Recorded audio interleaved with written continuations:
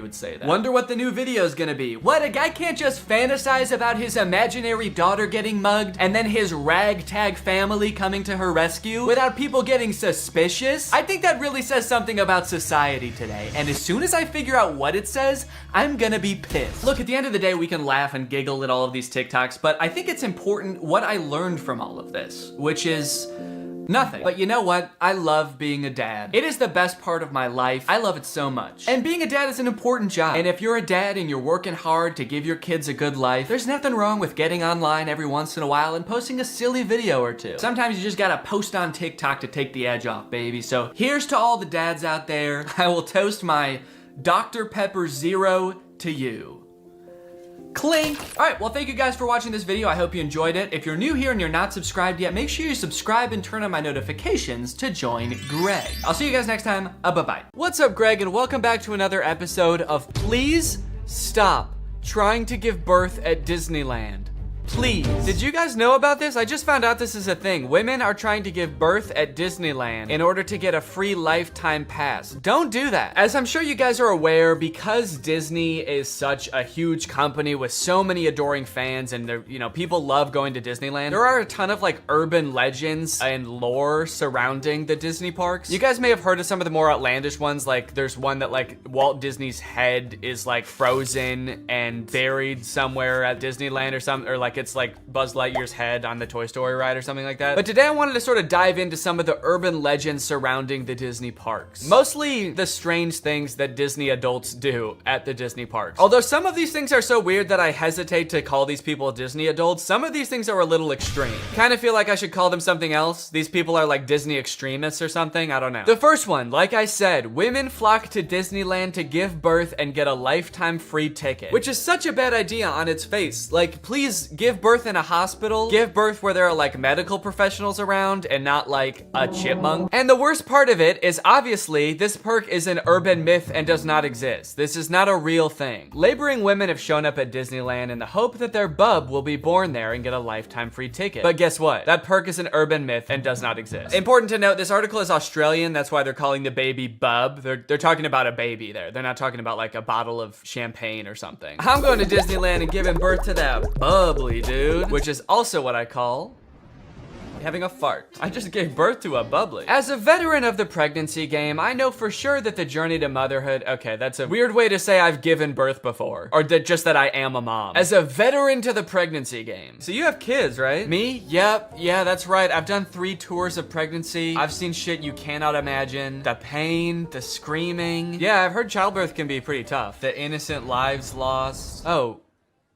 What? The airstrikes. So many civilian casualties. Are we still talking about giving birth? Yes. Laboring women are racing to Disneyland's gates in hopes that if their baby is born there, they will secure their child a lifetime pass. Okay, so the article goes on to describe that there are people that have given birth at Disneyland before, and people have tried to replicate it and give birth at Disneyland, and they've gotten caught, and it hasn't gone well. I do feel like the article is over-exaggerating, though, saying that laboring women are racing to Disneyland's gates. Like, pregnant women have, like, the baby already coming out and they're shoving it back in, like running into Disneyland. There's just like a crowd of angry mothers-to-be banging on the gates in front of Disneyland. Let us in! We must release our spawn! Like making a break to the Pirates of the Caribbean ride to do a water birth. I just feel like they're exaggerating a little bit. I don't know if I would characterize it quite like that. So you're probably wondering how this rumor started. Like, did Disney ever at one point give a lifetime pass to someone whose baby was born at Disneyland? Well, I will let this TikTok explain that. Today in Disney history, the very first Disneyland baby was born. Rosa Salcedo gave birth to a 6-pound,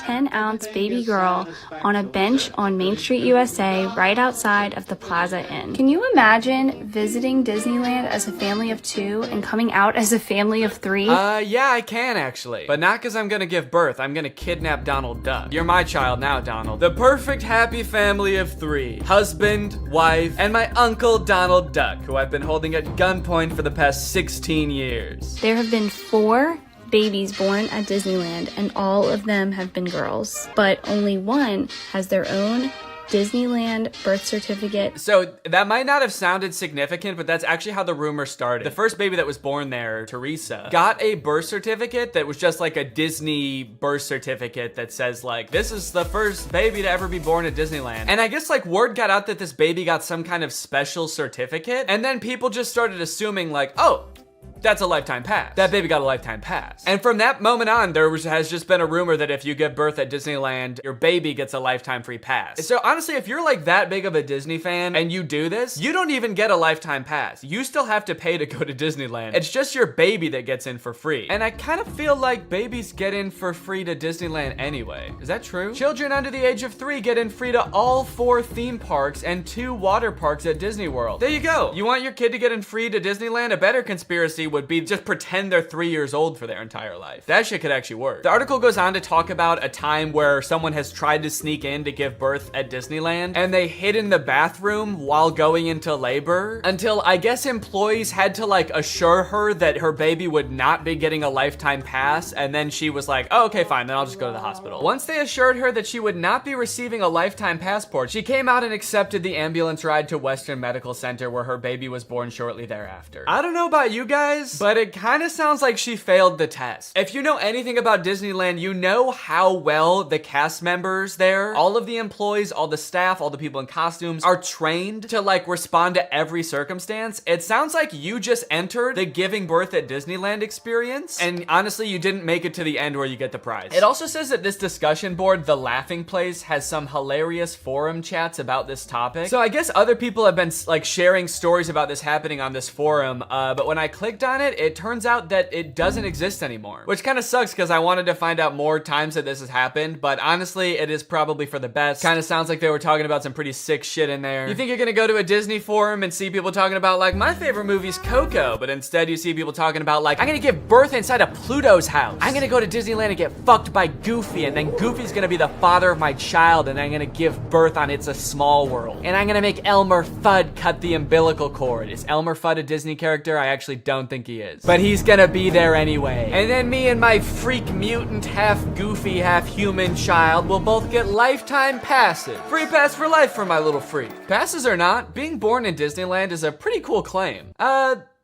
Yeah, I mean, I guess so. The way this is written, it kind of makes it sound like, so you might not get a free pass, but I don't know, it's worth a shot. You might want to do it anyway, just for shits. I've actually found a little bit of discussion about this on TikTok as well. Quick question, what's stopping me from giving birth in Disney World? Like in the Magic Kingdom, on a ride, in the Epcot ball? I think this TikTok in particular is a joke, but the comments under this TikTok are actually very interesting. I went into labor at Disney. They were not cool about it. And people like responded asking her to elaborate, and she goes on to detail her experience going into labor at Disney. And from her experience, it kind of sounds like the second anybody starts going into labor at Disney now because of this conspiracy, the entire staff immediately flips and like makes it their top priority to get you out of the park and like to a hospital to give birth. And I guess that sometimes they can be so rushed trying to get you out of the park that it comes off as rude, but obviously they're just like concerned for your health. They also don't want this rumor escalating of like people giving birth getting a free pass. And also it's just like people in sweaty mascot costumes trying to not deliver a baby because that's not their job. So sometimes I guess it comes off as rude. But the funny thing is, from this woman's entire explanation, it sounds like she didn't even know that this urban legend was a thing. So in her head, I guess she just like broke some unspoken rule at Disneyland that she had no idea about and made the entire staff of the happiest place on earth turn on her in an instant, which is so funny to me. Hello there, what can I get for you? Yeah, can I just get a medium root beer, please? Oh, great. Oh, great, another guy here to put his balls in the root beer. What? Hey everybody, this guy right here is about to pull out his big fat balls in front of everyone, in front of a bunch of children, and put his balls in a glass of root beer. Why would I do that? Don't play dumb. I'm not playing dumb. I am dumb in this situation. You've clearly heard that if you put your stupid fat balls— Why do you keep calling them fat? In the root beer at Disneyland, you get to spend the night with Minnie Mouse. Oh, what the fuck? No, I just wanted some root beer. Is that true? No, it's an urban legend. But no matter how many times we tell people it's not true, we still get perverts like you coming to Disneyland, ordering root beer just so they can put their stupid— Don't call them fat balls in it! Oh, come on, man, don't cry. I already am. Why do you still sell root beer if this keeps happening? Because if you shit in the root beer, you actually do get a free fast pass for Space Mountain. Okay, I don't want to put my balls in root beer, and I definitely don't want to shit in the root beer, okay? I legitimately just want to drink some root beer. Oh. Sorry, my bad, man. I didn't know. Okay, well, that's literally what I asked for, so... Here you go. Ah! What the fuck is that? It's Walt Disney's head. You said the secret code, so here's his head. No! Root beer! What? I wanted root beer! I wanted to drink root beer! So no head? No! Overall, pretty disappointing that anyone actually believed this in the first place. In what world would Disney want to foster an environment where mothers are coming into their park, their theme park, to try to give birth? Especially if they're not like billing it back to the person that gave birth and being like, okay, here's your hospital bill, and because it's Disney, it was $1 million.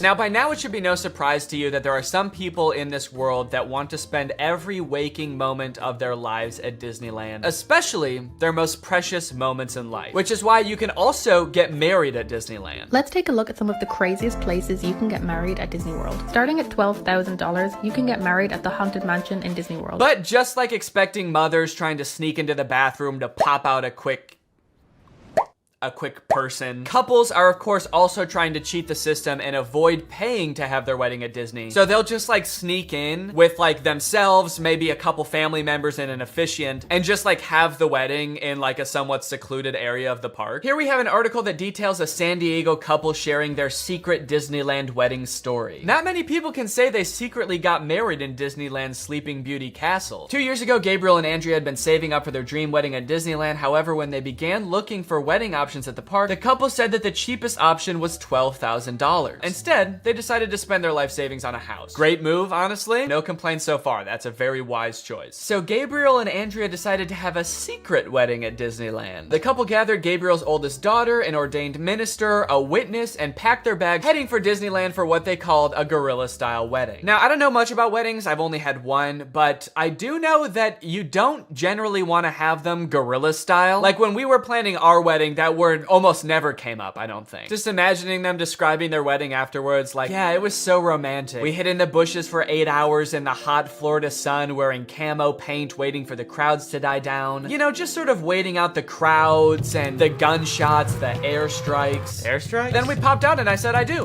Happiest day of my life. Here's my favorite picture of the big day. Now buckle up because this next urban legend is about to get nasty. Quite literally, this is disgusting. Like I said, the most devoted Disney fans would probably spend forever at Disney if they could, but maybe they can. For years and years, the Haunted Mansion has been the home to an endless supply of Disney myths and legends. But the attraction's most prevalent and persistent rumor is that guests regularly spread the remains of their friends and family inside the ride. This can't be true though, right? It is 100% true. Yes, that is right, and I don't want to bash anybody's final wishes. I know that that's a very personal thing, but spreading human remains in a public place that people are like walking around and touching? Please don't do that. Or you know what, I should say, you know, because I feel bad for people who are just trying to honor their dead relatives' wishes or whatever. If you're alive still and you're watching this video and that's gonna be in your will, please take it out. Don't make people do that on your behalf. Honestly, I am a little relieved that people are sticking to like spreading ashes at least, because there are a lot of different ways to dispose of a body. It was actually my grandpa's greatest wish to be laid to rest at Disney. Oh, that's sweet. You're gonna scatter his ashes around at the park? Not exactly. The Haunted Mansion probably has so much human ashes in it, it's not even funny, said one Disneyland custodian. Blech! That is the nastiest thing. Oh my God. Don't do that. Do not do that.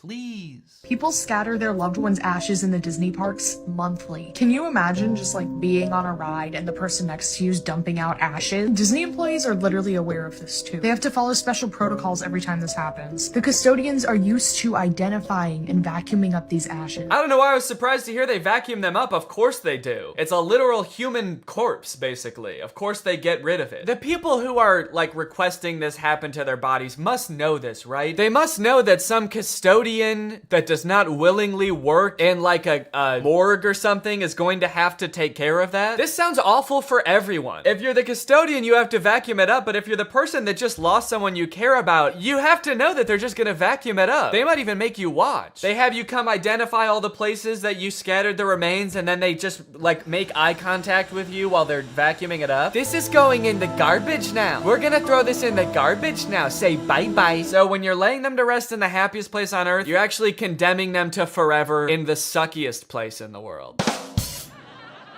Yes, that is a very funny joke. And people will put them anywhere too. Like flower beds, bushes, the lawn at Magic Kingdom, outside the park gates. Outside the park gates? They'll put this shit anywhere too, you know, outside the park gates, on the highway on the way home, the McDonald's across the street, Universal Studios, shit anywhere. It doesn't really matter. I feel so bad for the employees that have to deal with this, honestly. That would be so scary. Honestly, even as a patron, you know, I honestly like going to Disneyland every once in a while. I think it's pretty fun. But next time I go, I am going to be terrified that I'm like touching human remains at all times. Especially now knowing that they put them everywhere. I'm gonna be eating a turkey leg and wondering like, is this actually some guy's leg? They're most frequently dispersed around the Haunted Mansion, which is kind of perfect if you ask me. Okay, this girl's actually a little bit too into it. But now this whole ashes thing, which is not really an urban legend, is actually true, has actually spawned urban legends out of it, as you can see here. Have you heard of the legend of the crying boy at the Haunted Mansion in Disneyland? The story goes a mother spread her son's ashes without permission from Disneyland, and you can see him crying as you're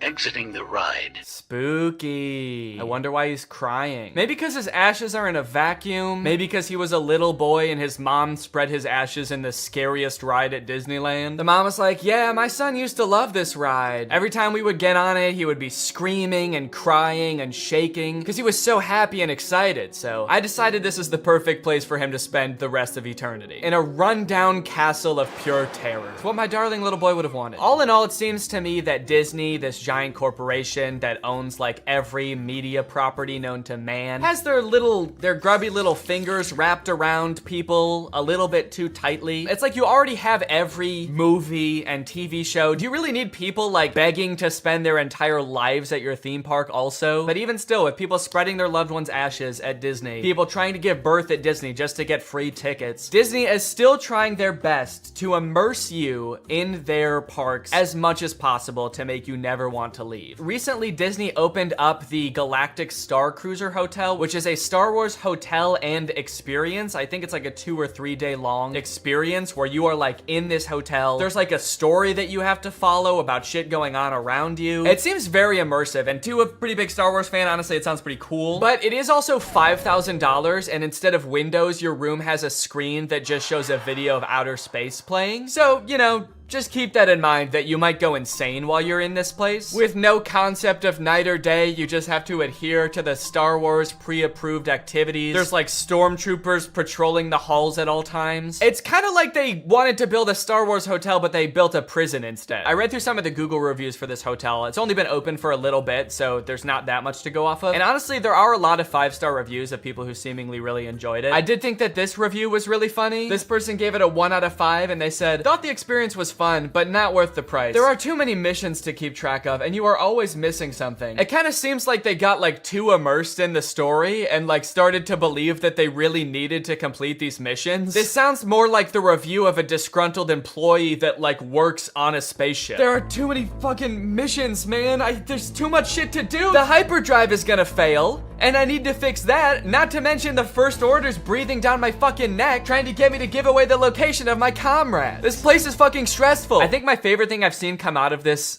Star Wars hotel is this apparently now deleted ad for the experience that says, strike unlikely alliances in your very own Star Wars story. Apparently when you come in, you can decide if you want to be like on the good side or the bad side. So this ad, holy shit, this place is metal, dude. This goes hard. It's crazy to me that you actually can choose to be on the side of like the evil intergalactic fascists, basically. You and your preteen daughter can don First Order uniforms and betray one of your favorite characters' trusts Chewbacca, giving away his location and leading the First Order directly to him, who will take him away to be tortured and then eventually executed. It might be a little too immersive. It might be. We're gonna start hearing people come back and you're gonna be like, how was your trip? You went to the Star Wars hotel, right? And they'll be like, the guilt over my actions will haunt me forever. But I did what I had to do. It was honestly fucking sick. I loved it. And honestly, like, if someone offered to bring me there for free, would I go? Yes, I probably would. Yeah, honestly, I would like to go 100%. I would like to go. And as if living in an intergalactic prison day-to-day life is curated by Disney. Oh gosh. I feel like we have so much chemistry together. Me too. This has been great. This date was a lot of fun. I really haven't connected with anyone like this in a long time. Fantastic. How likely would you be to recommend this experience to a friend? What? On a scale from 1 to 10, how would you rate my performance? Performance? I thought you were just like genuinely interested in me, like romantically. Oh, perfect. So a 10 then? I really opened up to you. And you opened up to me. That's all just part of the story living experience. It's Disney magic. So that whole story you told me about how sad you were that you had to release your pet into the wild because it had grown to be wild. That was the plot of The Fox and the Hound. What the fuck is wrong with you? Thank you for riding Disney's Love Connection. Please make sure you pick up all your belongings as you exit the ride. Are you an animatronic? Please do not try to fuck any of the animatronics. Are you on your all way out, and animatronic? have a lovely day here at Am I the only Disney person that Stories lives here? Anyway, that's the end of the video. It's time to talk about our sponsor. What's up? It's me, a hacker, and I'm so excited to steal your data because you don't have today's sponsor, ExpressVPN. You see, sending data over an unencrypted network is a lot like sending a postcard. There's no envelope to cover up your info and protect your sacred message. So any old creep with a little bit of basic computer knowledge and a little bit of free time can come along and check out all of your private information. I'm talking passwords, financial details, hell, emails. I'm gonna look at all of it. I'm doing it right now. Hey guys, I was just kidding. It's just me, Danny. Well, I wasn't kidding about most of it actually. Just the part about me being a hacker, but the rest of it is true. Oh, there's not enough light on my face now. Can I just sort of illuminate my face with this?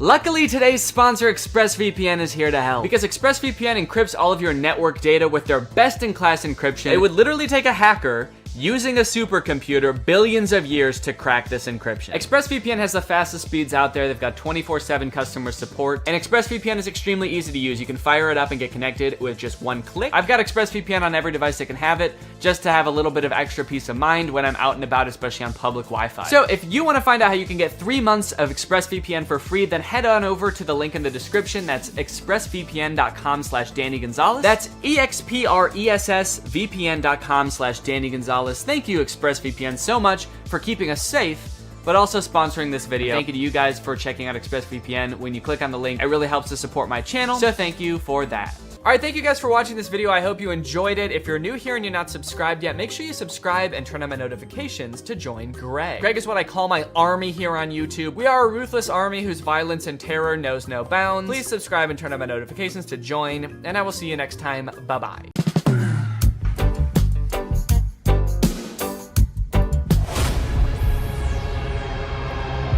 Drew? Hey, Danny. What the hell are you doing here? I was gonna watch your video. The one that I'm about to film? Yeah, I watch all your videos. Alright, well, I mean, do you want to come down here and be in it? No, that's alright. Okay, well, No, thank you. fine, that's okay. Shoot. Okay, I'll do it. What's up, Greg? Greg. Welcome back to my YouTube channel here on youtube.gov. I'm here today, as you can see, with a very special guest. Can't wait to see who the special guest is. I'm just kidding, guys. Or Danny? Danny, the camera's over there. You don't want to look at the camera right there. No blinking. No blinking. It's disrespectful. Yeah, I got a special guest here, Drew Gooden. Everybody say hi. And I had kind of a fun idea to film for a video today. Today, we are going to be speedrunning conspiracy theory rabbit holes. I don't want to look at a rabbit's hole. Can we start the video over? I don't want to look at a rabbit's hole. I want to look at a rabbit's dick. Yeah. Well, I'll look at the hole if it's attached to the dick. Mm-hmm. But not any other. Are we washed? Before Drew got here, I created a brand new Instagram account with no algorithm, and I also created a brand new YouTube account with no algorithm. And what we're gonna do is we're just gonna type in a conspiracy theory into the search bar and see what reels Instagram gives us, see what videos YouTube gives us, and we're just gonna try to keep getting more and more crazy ones for that conspiracy until we reach maximum conspiracy, and then we'll be radicalized. Yeah, that's kind of the goal today, is to get radicalized and kind of like have completely different beliefs after the video than we do right now. So I think it'll be tough to know exactly when we've reached maximum conspiracy for each theory, but I'm thinking somewhere along the lines we'll feel like we're ready to assassinate a senator or something like that. Yeah, usually at that point it's probably time to assassinate a senator. That's usually how I know it's time to assassinate. Yeah, once I want to. Well, I guess the most basic conspiracy that we could start with is flat Earth. To me, it's not even a conspiracy theory. Because if the Earth wasn't flat, I'd fall over. Not fall off, you'd fall over. I'd fall over because of the slope. Have you ever tried to walk up a hill? And don't say that hills is proof that the Earth is curved. No, every time I've walked up a hill, I fell over. Exactly. So, what are we just going to search flat Earth or flat Earth? I guess it's kind of telling what the fittest flat earther. If someone has a conspiracy theory, I will only believe them if they're in really good shape. All right, we're just gonna search flat Earth. I guess we could go through some of these pictures, but really what I'm looking for is an Instagram reel. I see the craziest stuff on Instagram. Are you yawning already? I'm so bored. 33rd degree Freemasons, who are also Satanists, provided us with the glow model to deceive and mislead us. Oh. Yeah, so the round Earth is like a prank by the 33rd degree Freemasons who are also Satanists. Yeah. I like the first comment. I'd love to learn more facts around this. People think I'm wacko for suggesting the Earth could be flat. You are. Can you downvote on here? You're saying he harmed an animal? Yeah. Yeah, that comment pissed me off so much, I'm gonna go kick my dog. Yeah, it's his fault. What is the photo? These are all different ancient civilizations, how they thought the Earth looked, which is all flat. Oh, so it's sort of like this many people can't be wrong kind of thing. Yeah, even though they are all wrong. What's going on with the Australian? If you live in Australia and you watch my YouTube videos, stop. They probably watch them backwards too, because everything's upside down. Yeah, toilet flushes the wrong way. When you poop the toilet, it just comes out. I am so tired of it. I make a mess every time. So this is interesting. So Mars is like a hexagon? How can we view Mars and the other planets as mere balls of dust or gas? I'm gonna start saying that about my own balls. How can you see these as mere balls of dust and gas? Instead of what they really are. Balls of skin and cum. If gas on Earth isn't significantly affected by gravity, how is it possible that Jupiter, supposedly a massive ball of gas, has a gravitational force 2.5 times smaller than Earth? It's all a lie. Space is fake. Alright, they had me until space is fake. I know space is real. I know space is real. That's where God lives. That's where God lives. Wait. Space is fake. But even in their own picture, they say this is Mars. They know that Mars is real. Then where is Mars? Australia, maybe? Oh. So Australia's not flat then. So maybe the Earth is shaped like this, and we're here, Australia's here, and that's where Mars is. Oh. When did you learn how to do that accent? I just freestyled it. That's crazy. Is that what they sound like there? That's hilarious. Mars. Well, where the frick are the reels? I thought they were gonna be... shit, I don't know how Instagram works. Where's the videos? Maybe now that I've searched it, it's gonna be my reels.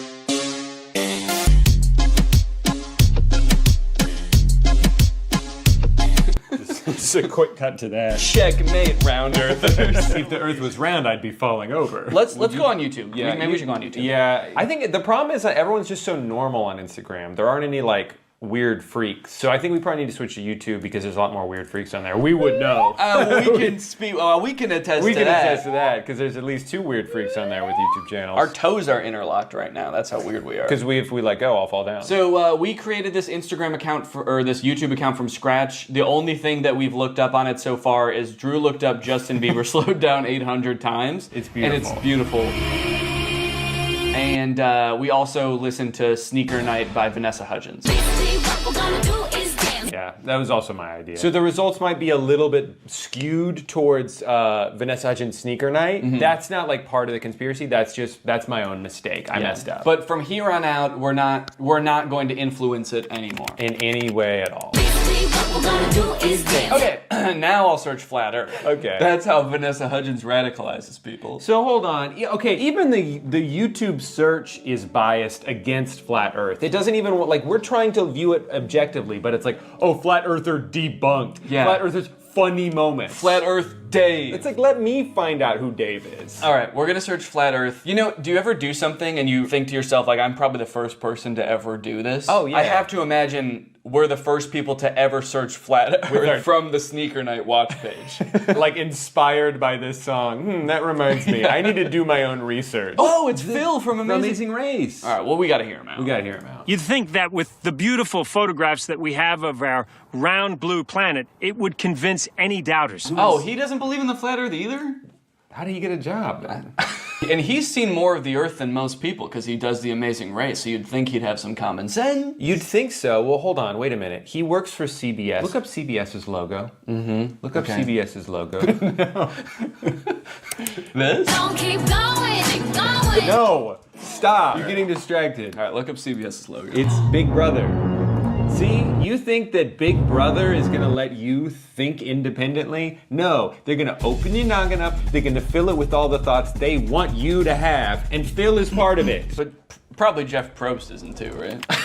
Yeah, we're free thinkers. Basically, what we're gonna do is YouTube Shorts. Maybe we should be looking at more shorts. All right, if you two could shut up for a second, I have an important announcement. Today, I want to help you guys out with your budgeting a little bit. You can budget your car payments better, your travel, your groceries. Does that sound good? Well, then listen up, because we're going to talk about Rocket Money, the sponsor of today's video. Rocket Money is a personal finance app that lets you lower bills, cancel unwanted subscriptions, make custom budgets, and lower your savings all in one place. With Rocket Money, you can create a custom budget for any category in seconds. The app shows you where your money is going at all times and identifies your top spending categories and even gives you insights on how to better budget in the future. As someone who spends a lot of money eating out and not as much as I would like on travel, this is a great way for me to visualize like how much spending is happening in each category, where I can cut a little bit, where I can add a little bit. They'll also notify you when you have upcoming charges or when your balance is low. That way you can avoid overdrafts and late fees. And if that wasn't cool enough, Rocket Money can also help you lower your bills. Rocket Money automatically scans your bills to find savings. They can help negotiate bills for you, whether it be your internet service, your cable bills, and more. So you don't need to worry about those pesky customer service calls.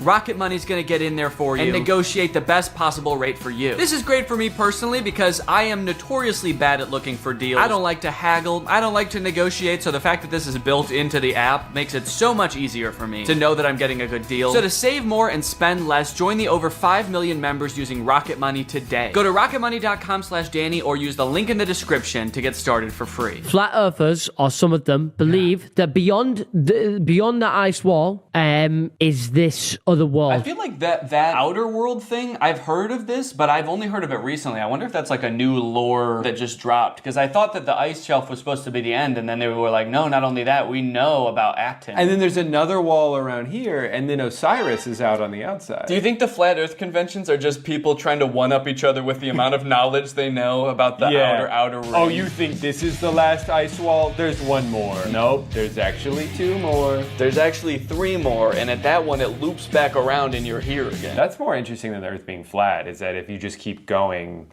well, that actually is just with the Earth, is if you keep going along the Earth, you end up back where you started. So we kind of all believe the same thing. They just have more ice walls in their theory. Talking about how there was this one man that went to Antarctica on his expedition back in the day, and I can't remember his name. Flat Earth. Can't remember his name. Can't remember name. Sneaker Night extended cut. I can't remember his name. It was probably Vanessa Hudgens. Vanessa Hudgens, Sneaker Night. Proof of Sneaker Night. Internet famous flat earther has gone all the way to Antarctica to put his theory to the test. And he proved himself wrong. They always prove themselves wrong. I want someone to prove himself right. Just once, please. Just once. I mean, that's the thing though, is like the internet is so, it creates little bubbles for you. So if we did have an algorithm that was pro flat earth, it would be littered with flat earth videos and we would be like, this all confirms what I already believe. Where's that guy's mouth? Yeah, if the earth is round, where's that guy's mouth? Well, gravity's still technically a theory.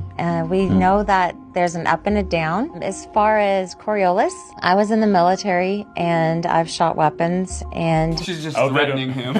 Yeah. So basically, you're gonna believe what I believe because I have a lot of experience with guns and missiles. As far as Coriolis, I'm gonna fucking kill you. What kind of weapons, if you don't mind me asking? Like ICBMs? Well, I'm wearing a vest with a bomb on it right now. Okay. What will it take for you to detonate that? If you say one thing that makes me question my beliefs, I'm gonna kill all of us. Okay. And so how do you feel about sunsets? They think that there's like these enormous structures. It ignores something that everyone knows. There's this enormous water table that's underneath the pyramids. What's a water table? It just means that there's like water, like a well of water. I think because of the Nile. Like, you know how when you're at the beach, if you're not at the water, but you dig a hole, there's water under there because you're close to the water. So the pyramids, if you dig below it, eventually you get to water. And Right, so there yeah. couldn't possibly be like a big guy down there. Oh, right, because he would have drowned? Okay, next conspiracy, aliens. What should we Google aliens wise? Aliens wise? Are aliens wise? Aliens wise? Yeah. Are like, octopuses alien A creatures? group of scientists that were speculating that octopi had come from somewhere else, and frozen eggs had actually come from somewhere else. And the reason behind this theory is that octopuses are freaking weird. It's like that. How could something like that exist on Earth? Because they look so fucking weird. They must have come from some octopus-shaped planet. And also, if the Earth is flat, how could there be? So hold on. Can you?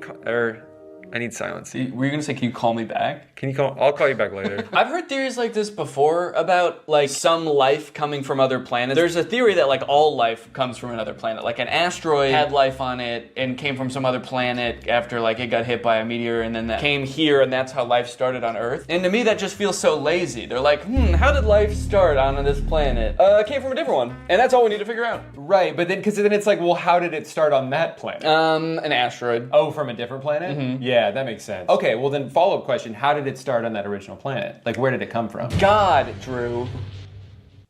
God drew what? God drew an asteroid that came from another planet. The octopus is still extremely similar biologically to us. You look at an octopus cell under a microscope and you wouldn't be able to tell the difference. Right. Yeah, but you know, when you can tell the difference, when you fucking look at an octopus and you look at a human. We're not so different, you and I. If I look at you like this, I can't see shit. You might as well be an octopus up against my face. Veteran describes strange alien encounter in Vietnam. I like that strange is in all caps. What if it just said, veteran describes pretty normal alien encounter in Vietnam? They should have done veteran in all caps out of respect. And we should probably stand for this out of respect. Yeah, I think so. Whoa! Dude, it's not flat at all in here. There in the shrubbery, coming out of it, are little gray entities about 4 foot tall. That's how I'm trying to be. Oh, you're just saluting? Till the day I die, I'll remember what the little entity said to me. And the way he said it, it was like, Clifford. It was like, I'll never forget what this little guy said to me and the way he said it. Yeah, he said, and then he blew up. He exploded. I think he was asking for help. I'm gonna explode. I'll never forget that. And the way he said it, it was like, Clifford, you are not supposed to be here. I mean, he's right, we weren't. You normally don't carry your weapon on full automatic. I put it on full automatic and I started to fire, and I yelled out, VC, VC. And that was to alert the other troops that we were no longer alone, that there were a number of little guys there, I'll put it that way. I'll put it that way. I'll put it away your brain can understand. Little guys. So the alien said, what are you doing here, Clifford? And that's how I knew he wasn't from Earth. It was dark. There was a small guy in the bushes who asked me what I was doing here. Gotta be an alien. Gotta kill the alien. Gotta kill him. Oh, he already exploded. Job's done. Said, even though we're at war, we don't put our weapons on full automatic. I did just for this guy and no one else. And I killed him. Also, is this guy's name Clifford, or did he? His name is just Veteran, as far as I know. That could be why he's so confused, too. Yeah. I'm not fucking Clifford! You are not supposed to be here. I feel like this illustration's doing a lot of heavy lifting in this story. He's just describing a pretty normal encounter, but then because of the illustration of aliens, it's like, man, they must have been aliens. Yeah, But a little guy came out of the bushes. He looked like a regular Vietnamese man, and the picture is of like an octopus. So all of the comments believe him and are pissed. They're like, way to go, Clifford. The little dudes were trying to bring about peace on Earth, and you blasted them. Like, way to go, man. We almost had peace. And you gave them a demonstration that we are a species not to be trusted or held. Good job, Clifford. They're like, your story is 100% real, and we hate you. Well, and then this person's on his side. It's like, he's been consistent about these events ever since they happened. Yeah, because that's how he remembers it. You can still be consistent about something that didn't happen. Wasn't used to the ganja. Just imagine smoking this 35% THC they smoked back in 1980 when they smoked weed that had to be 6 to 8% THC. I am sure I would have seen some crazy shit. And let's go ahead and report him for animal abuse. abuse. More like plant abuse, because he's smoking the shit out of that ganja. Ganga! Someone explains who are Who the are the gray aliens, Okay, yeah. well that'll be helpful because the last one was about the gray aliens. How exactly do you become an expert in that? Do you think it's Clifford again? Yeah, well, he definitely seemed to have a lot of expertise because he saw them with his own 2 eyes. And he shot them with his own one gun. Gray aliens are perhaps the most commonly encountered extraterrestrial species that we know, named for the coloration of their skin. Oh, they're gray aliens because they're gray aliens. That they've been hybridized multiple times, and we're seeing a lot of different types of features. So there's a basic... I can't get into them now, but we're seeing many types of As this is only a YouTube short, I simply don't have time to go into great detail. Wait, my son got kidnapped by them. When he was 9 years old, he was missing for a day. He told us that they have created us humans and need to create more humans in other planets and need his blood. I believe my son. Let's click on this guy's profile. Bullying his son. My son played with them when they abducted him, and he confirmed that they acted like little children. And they said, Clifford, what are you doing here, Clifford? Aliens think everyone's name is Clifford. Oh, what up, Clifford?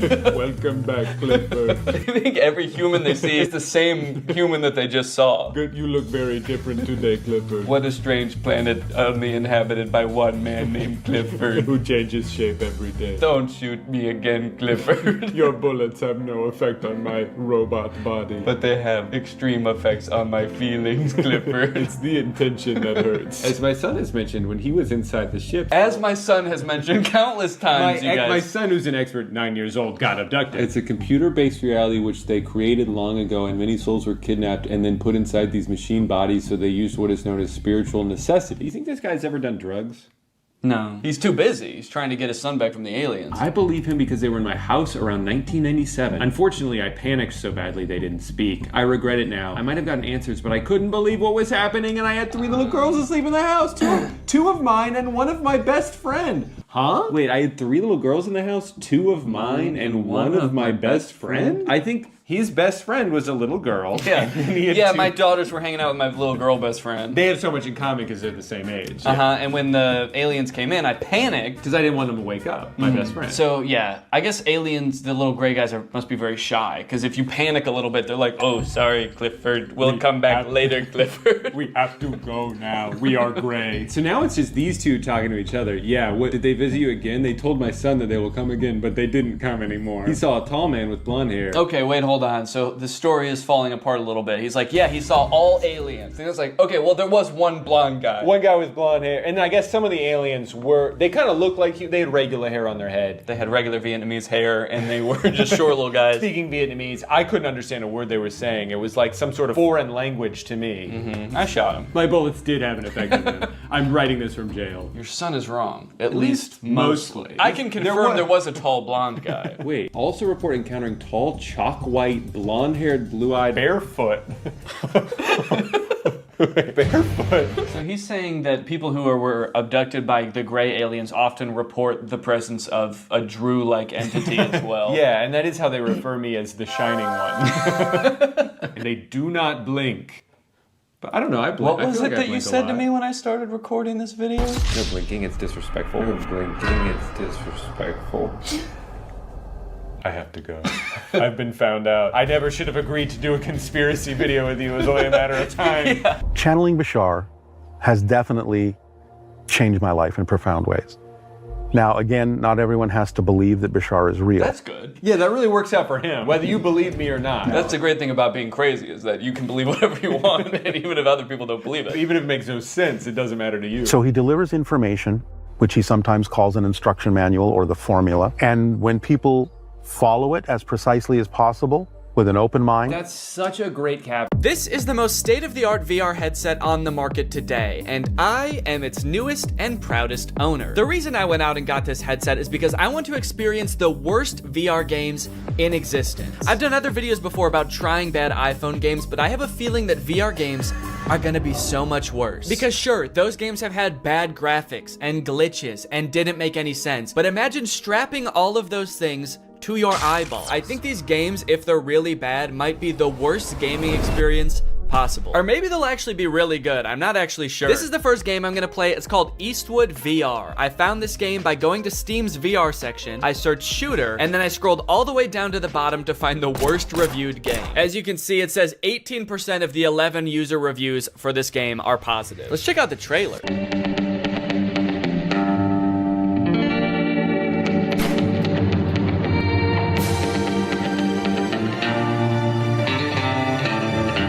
Just shoot people and fight people all in like an old Western setting? That actually sounds kind of fun. Okay, you can shoot chickens. You can shoot a bunch of people at once. This game seems cool as hell.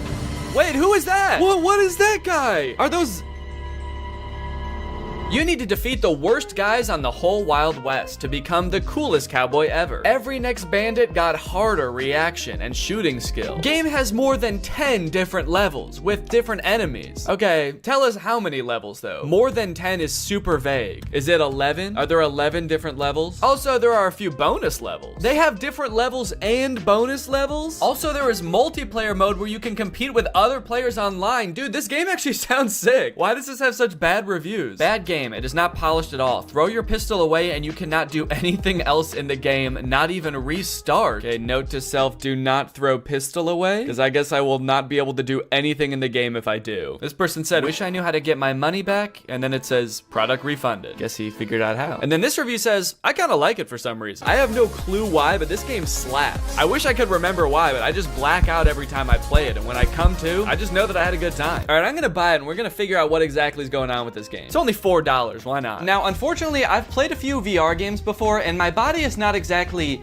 built for it. If I play in VR for too long, I get what I like to call VR fever, which is not the fun kind of fever. It's not like Bieber fever. It's the kind of fever where I get nauseous from motion sickness. So I'm gonna need to get nice and hydrated for this, and I'm gonna need that hydration to be nice and fun. Luckily, I have my Air Up bottle, which is exactly that, and they're also the sponsor of this video. How perfect is that? Air Up is a whole new way to get hydrated. While you're drinking regular plain tap water, you get to experience the flavor of a variety of delectable scent pods, which you place right here. Every time you take a sip, both water and scented air are transported up into your mouth, and thanks to the science of scent-based taste, you actually experience the flavor of peach, or whatever flavor you want. They have an endless array of flavors. If you ever want to drink just plain water, you can just push the scent pod down, and then you can pull your scent pod back up when you want water flavored only by scent. I like my Air Up bottle because it's not adding any sugar or sweeteners or additives to the water. It's literally just plain water, but you end up drinking more because of the flavor. So if you want to experience Air Up for yourself, click the link in the description and use my code Danny. Thanks to Air Up for sponsoring this video. Now let's game.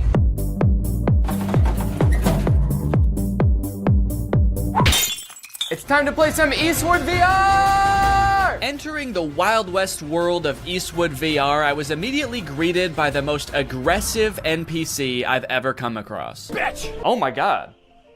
What the hell? Such an aggressive way to start the game. Come here, you big fuck! The very first thing you're supposed to do in this game is duel this guy, but for some reason, the game spawned me without hands. Right off the bat, I'm not seeing hands? Let me try restarting the game. Please give me hands. Please give me hands. Yes, okay, I have hands this time. All right, it says shoot him to enter the saloon. Is that how it worked in the Wild West? Son of a bitch. You have to shoot the bartender to enter the saloon? Now that I could actually grab my gun, it was time to use it.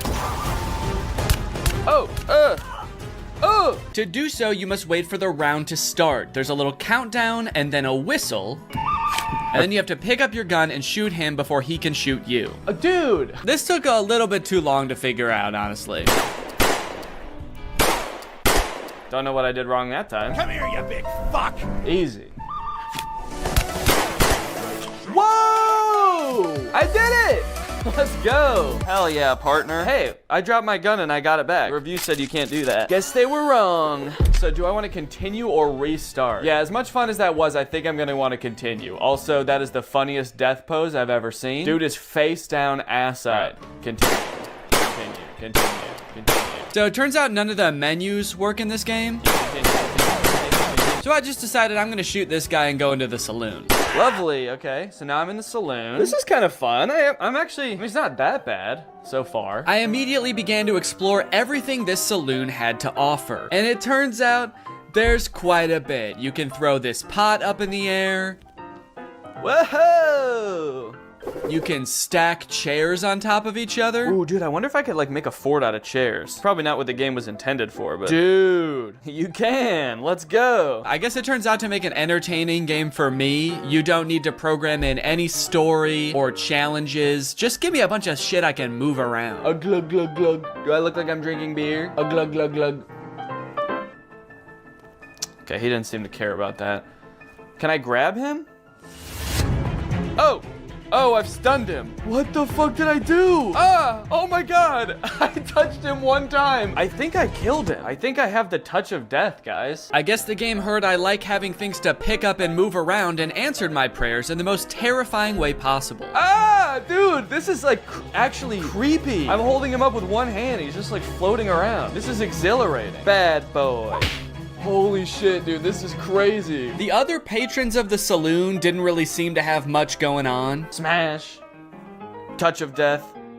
Oh, touch of death doesn't work on him. So maybe there was just something wrong with that one guy. Maybe he had his own thing going on. He had his own demons. Don't worry about him, man. He would have done that anyway, even if you weren't there. Can I pick up this gun? And one for you? For looking at me like that? I wonder if I can steal this guy's gun. That'd be kind of fun, huh?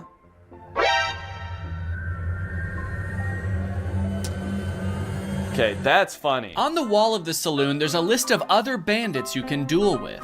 Oh, okay. And I guess that's how we start them. Son of a bitch. Oh my god. This guy was equally mean, but a little bit more whispery. Son of a bitch. And about 100,000 times harder to kill. Oh my, whoa! That was so fast. What? Dude, I can't even shoot one bullet in the time it takes for him to like shoot like 12 at me. On top of that, that zombie level that was advertised on Steam is nowhere to be found in this game. I'm kind of curious about the zombie one, but I'm actually not seeing that on here. I did, however, find the chicken game. Kill all chicks. Finally, after a stressful time in that saloon, it was time to blow off some steam. Nice done. Thank you. Your score is 1225. You are better than 0% other players.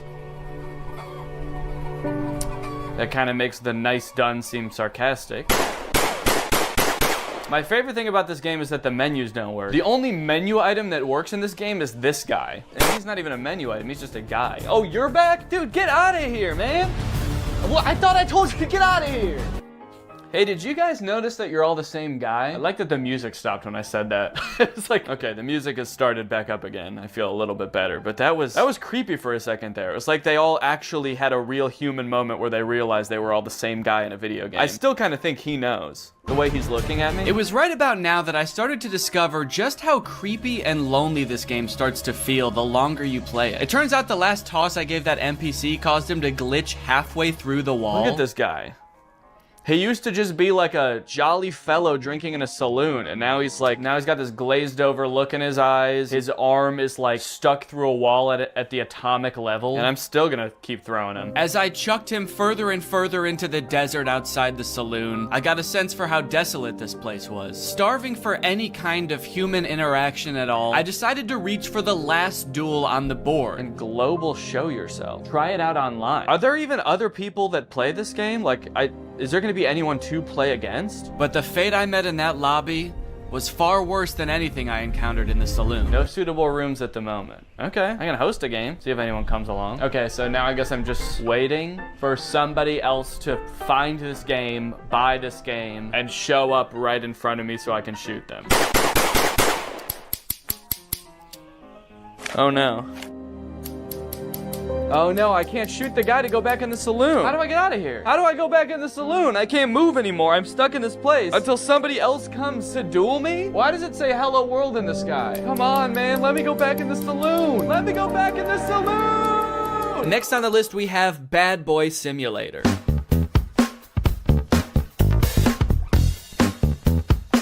Okay, so it looks like a game where you spend all of your time in one classroom just tormenting the teacher and students with chemical weapons. This game looks insane. Also, what is this glove? Are we playing as a supervillain?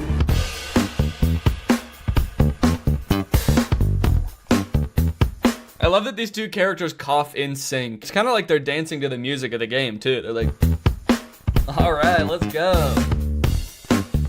Yeah, everyone kind of has like in sync choreography to the sort of chemical warfare that they're being subjected to. Were you a bully at school, or vice versa? Were a diligent student, and now you regret that you did not break away then properly? Do I regret not being a bully in school? Yeah, man, I was a little goody two-shoes in high school. I wish I made bombs. I look back on my years as a teen, and my greatest regret is that I didn't blow up my science classroom. Arrange yourself more conveniently. What does that mean? How can I arrange myself to be more convenient? Will you be able to infuriate the teacher without catching her eye and avoid the look of a classmate bastard? What? Okay, I'm sorry, but if anyone's the classmate bastard, maybe it's the one with a supervillain-esque glove making bombs in the back of the class. So the reviews for this game are mixed. Some people are loving it and some people are hating it. This one person said, I can't close the game. That sounds terrifying. What if it turns out this person like forgot to actually put their headset on and just started doing this at school thinking they were in the game? I gotta find a way to close this game, man. I'm in too deep. It's been months. I've been expelled. I'm on the no-fly list. Can someone please tell me how to close this thing? Can someone please tell me how to stop being a bad boy? I wonder if there's a story to this game or if you just stay in this one classroom the entire time. But you know what they say, there's only one way to find out. To start this game, you go through a tutorial that teaches you a bunch of different methods you can use to prank your teacher and classmates. Put something on the bottom of the teacher's mug,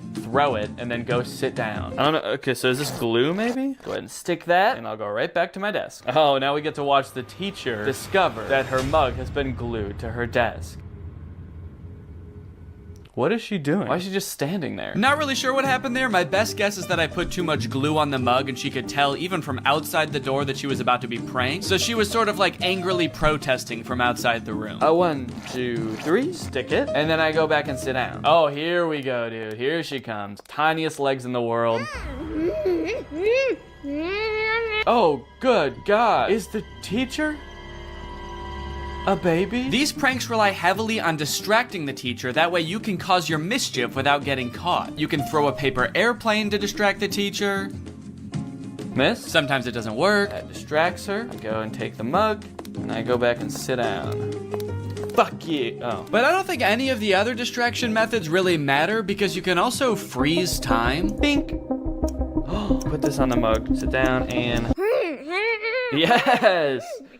She is so pissed. Now that I was done with the tutorials, I could actually get into the real levels. And it looks like there are a lot, dude. 1, 2, 3, 4, 5 by 1, 2, 3, 4, 5, 6. There's 30 levels. A little bit of quick math for you. And I'm not even in math class right now. I'm in stand class. What does that mean? Wow, look at what all these kids drew in stand class. Level 1, begin. What? Excuse me, are you all right? At first I had absolutely no clue what I was supposed to be doing during this level. Oh, I was trying to throw the banana and I took a bite out of it. Whoa, how'd I do that? I like hollowed out the peel? Did I do that with my tongue? But don't worry, I soon found these super vague instructions that I decided to follow. Level 1, banana and that thing. I don't know what that thing is, but apparently putting a banana on it makes the teacher slip when she steps on it. Oh, shit. Wait, okay, I guess that was actually what I was supposed to do. So it seems like every level is just a list of items you need to pick up from around the classroom without getting caught by the teacher. Level 2, glue plus rock plus slingshot. Okay, it's really helpful that I can just freeze time in this game. That makes it so I don't even have to distract the teacher. And then you assemble them into some sort of strange contraption that doesn't really make any sense. Okay, I'm actually not sure what I'm supposed to be doing here, but I can't pick up the soap anymore for some reason. Like, what is this? I feel like I'm supposed to be shooting the soap. I can't make heads or tails of this. Everything's covered in glue. What do I do? I'm just gonna go get caught by the teacher because I don't know what I'm supposed to be doing. Teacher, I was a bad boy. Can you please put me in detention? Eventually I figured it out, kind of. I'm still not really sure what the soap had to do with any of this, but it's a glue slingshot. She can't figure out where it's coming from. I'm being so sneaky. This is so good. Dude, the teacher is furious. She's so mad she forgot how to hold a book. That's pretty much the whole game, honestly. It's very repetitive, and sometimes the things you have found just inexplicably disappear. Hey, where'd that stuff go? And there's only 2 different classes. There's math class and chemistry class. Technically a third if you count the door that just leads to a void. Oh, I have to say, man, this game did not make me feel like a bad boy. One really interesting thing about VR games is that I guess because it's so immersive, a lot of companies have created trainings for various jobs for their employees to experience in VR. The strange thing about it is that instead of being like on some private server somewhere, they're just for sale on Steam. So this one's called Truck Preparation for Driving VR Training. It is $200 and it promises to teach us how to proceed full preparation for driving of the truck with load. So they took the most fun part of being a truck driver, driving the truck. They took that out of the game. They said, no, in this game, you just prepare the truck for driving. So why does this game sound appealing to me? Why am I even the slightest bit interested in learning how to prep a truck for driving? I don't know, man. I guess I kind of just want to see if I'll learn something. Also, I kind of want to find out why this game is $200. So I'm gonna try it out. Ooh. This is beautiful. Oh, right from the start, it seemed I was gonna get my money's worth from this game, as it boasted nearly 3 hours of training time. Come to the table. To move, point the controller to the green circle and pull the trigger. Okay, let's go over here. Take your driver's license out of your breast pocket. I showed my ID to a very unimpressed desk worker. How come this guy doesn't look happy to see me at all? What's he doing over here? All right, what Take am I supposed to do? Take a tablet with the checklist from the table Take and the the tablet waybill. from the checklist. Right, okay. Read the documents. Oh my god, it's gigantic. Why was it so small on the table? Are you seeing this, dude? It's crazy. One thing I'm starting to notice about VR is I do not like how dull and lifeless the characters are in these worlds. Look at the mechanic I meet in the garage. Look at this guy. The uncanny valley of it all just gives you this deep, unsettling feeling that you can't shake. Take the car key from the mechanic. Then go to the cabin. So I will say everything up until this point seemed like pretty self-explanatory. Like I didn't need a state-of-the-art simulator to figure out how to walk up to a man and for him to hand me keys. And the graphics of this game are not very good. For $200, this is the most expensive game I've played so far, and these graphics suck. Also, I swear every time I look at that guy, he's like not wearing his helmet for a split second. Many of the tasks around the truck are making sure things are working properly or in good condition. And I started to realize that none of it is. This truck is in horrible condition. I'm starting to think this whole place is all torn up. This looks like a little tear here. This looks rusted out as well. When do I get to prep a good truck? Eventually, I realized I can kind of just speed run this whole checklist by assuming everything is in bad condition. Daytime running lights, no. Parking lights, no. Which was especially helpful because a lot of the things on this checklist were named incorrectly. You know what? This game is all wrong, man. I gotta say, this is actually pretty disappointing. Stop lamp? Safety belt? You mean seat belt? Fifth wheel coupling? I can only imagine what that is supposed to mean in real life. That's probably like the radio or something. Check for wheel chocks attached to the rear of the machine. What's a wheel chock? On the back of the machine. What machine? The truck? Is that the machine? Is he the machine? You got any wheel chocks back there, sir? Turn around, let me see. Let me see your wheel chocks. Suddenly, all of the UI and my ability to walk around disappeared, leaving my prospects of finding these so-called wheel chocks hopeless. I tried resetting the game to see if that would fix it, but the only thing that did was erase all of my progress. Prepare the truck for driving. Come to the table. To move, point the controller to... Okay, this one actually looks like it might be a little bit more entertaining. This one is called Airline Flight Attendant Simulator. Being a flight attendant actually does sound kind of interesting, so I am kind of curious to see what that entails. And the graphics on this one look a little better too.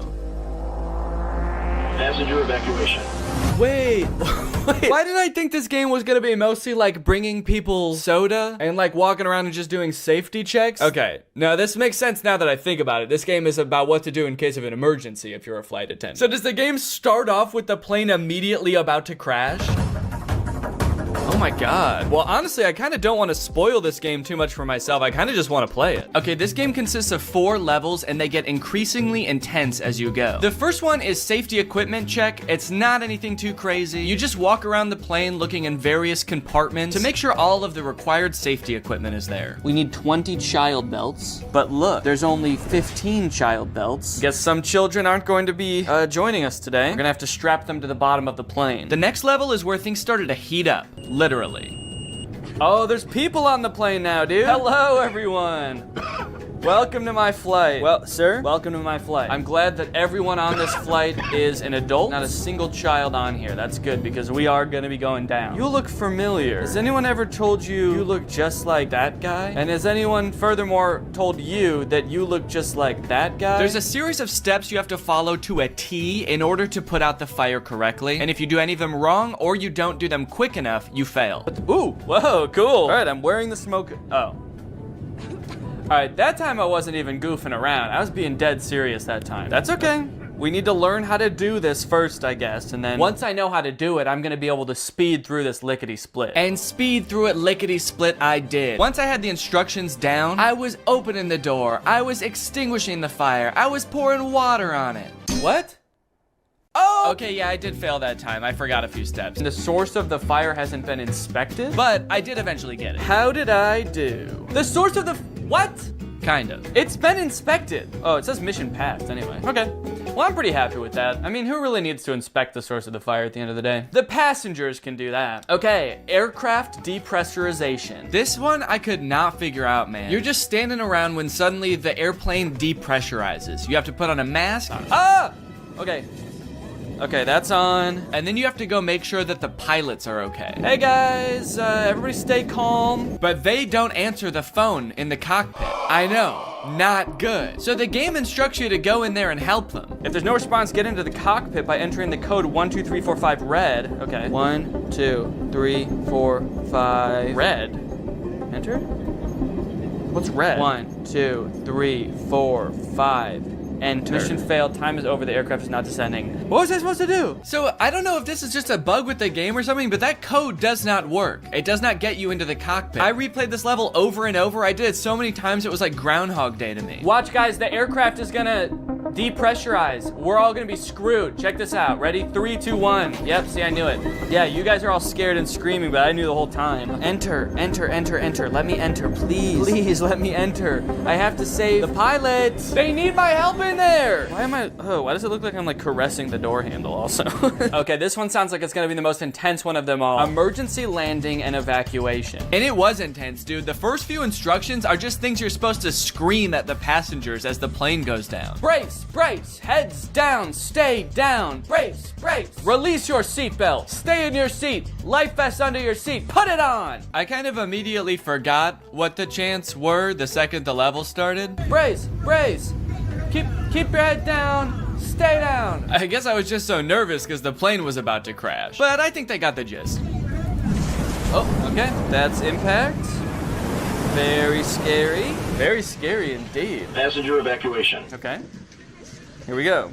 Next step. Release your seatbelt. Stay in your seat. Life vest under your seat. Put it on. Oh, they are. Okay. They all already have it on. Okay, so next. Now it was time to get everybody safely off the plane and into the ocean. Whoa, dude, this is crazy. Hey, guys, that's not. No, don't do that. I don't think you're supposed to do that. Are you? Isn't everyone supposed to get on this thing? Where are you going? We're in the ocean. Oh, shit. Oh, no. Okay, it's attached. I was like, I was just gonna float away and then, oh, hello. Got these two clones lined up, ready to go. Okay, right here. Oh, okay, there they all go. Wow, seems like they all really know how to do this. Has this happened to you guys before? Check the entire cabin for any passengers left inside. There better not be anybody still on this. Oh my God, dude, get up, get up. Inflate the life vest, get up, go. What am I supposed to say? Excuse me. I gotta admit, it was pretty fulfilling to help all of these scared passengers off of the plane in a calm manner, and oh fuck, I have to get in the cockpit again. I hope the pilots are alive. Literally everybody else lived, so it would be kind of a bummer if they didn't make it. 1, 2, 3, 4, 5, enter. Oh, it worked this time. All right. Hey guys, I don't know if you noticed, but the plane did crash, so just wanted to let you know. There you go. Oh, okay. All right. You're good? And you as well? Are you good? Oh, okay. Perfect. No, don't get your hands off the steering wheel. We're not in the air anymore. We crashed. Get your hands off the steering, please. Now that I'd rescued everybody else on the plane, it was time to rescue myself. A jump, a jump. Mission failed. This last one I kind of have a complicated reason for picking, but I think it's interesting. This game is, I think, one of the most popular VR games you can play right now. It's called Gorilla Tag. I'd never heard of it before researching this video, but it seems very popular. Here we find a most curious creature, moving on two paws, able to traverse great distances. So it seems like a multiplayer VR experience where you play as a gorilla who inexplicably does not have legs. I don't know if they all just escaped from some kind of laboratory where they were being experimented on or something, but none of the gorillas have legs. And also, instead of like using the joystick to walk around, you like swing your arms like an actual gorilla walking around, which seems super annoying, honestly. But this game has very positive reviews. 93% of the reviews for this game are positive, but I read through some of them and it gave me a little bit of pause. Positive review: this is the reason I do not want to have kids. Positive review: kids call you racist stuff, but you will get used to it. Positive review: dislocated my finger in real life. I think what I'm getting at here is that the game itself is well designed and fun to play, but because it's a multiplayer game, the other people on the app, being mostly children, make the game a terrible experience. At least I think that's the case, but I want to check it out for myself. Is this actually a good game, or do the clientele ruin it? You start out in a cave learning to walk as a gorilla for the first time. This walking mechanic is very annoying and would only continue to get more annoying as the game went on. Also, I'm not sure why the game is third person in this recording. When I was playing, I was in first person as the gorilla. So this is what a gorilla's hands look like. But as you emerge from the cave, you are greeted by hundreds of children. Oh. Never give up. Whoa, suddenly I can hear people. Hey, hi, I'm new here. I don't know how this game works. Can anybody help me? Yeah, I will. Jump down. These children were immediately so eager to teach me how to play. They also turned me into lava. I'm still not sure what that means. Wait, what did you do to me? They swarmed me like a pack of feral wolves and immediately started asking me questions and showing me how to do things. This is kind of overwhelming. Do you already know how to run? Do you already know how to run? So you gotta run like diagonal to the ground like this. They wanted to show me how to run, how to throw balloons. They wanted to feed me hot dogs. Thank you. So hospitable, thank you. So overall, most of them were pretty nice. There was this one gorilla who kept asking me to change his color code in a very intimidating way. You take off my color code? What? You take off my color code? I don't know. I don't know what that means. This guy was weird. He also made me do a bunch of tests to make sure I was really new and I wasn't just faking it. Press this right here. Ooh, hats. Press right here. Put on. Press right here. Put on. Okay, you're actually new. Oh, you thought I was razzing you? You thought I was messing with you? I wouldn't joke about that kind of thing. Do you want to know how a real man does it? Yeah, show us how a real man does it. Bro, a real man do it like this. Whoa! That's a real man. While I was being taught how a real man runs up a wall, I was told that the $1,000 Meta headset I bought to play all of these games was actually the worst possible one I could have used. For some reason, I feel like it's like my hand is just not sticking in the wall. What are you playing on, Oculus or Steam? On Steam with the Quest Pro. So you have about 85 hertz. Okay. So your hands are not as sticky as the Oculus players. Wait, what did you get? The Pro? Yeah, but I'm playing it on Steam. Not bought that headset. What the hell, Steam? And Mark? My gaming setup is too good for Gorilla Tag? How fucked up is that? Once the gorilla children had cooled down a bit and started to go back to doing their own thing, I asked my friend here if there was anything else to do in this game. Are there like mini games in this game, or like what is there to do? He decided he should take me under their wings / monkey arms and teach me their favorite game. Let's teach them how to play Monkey on the Shelf. Okay, let's go. Now jump on the computer.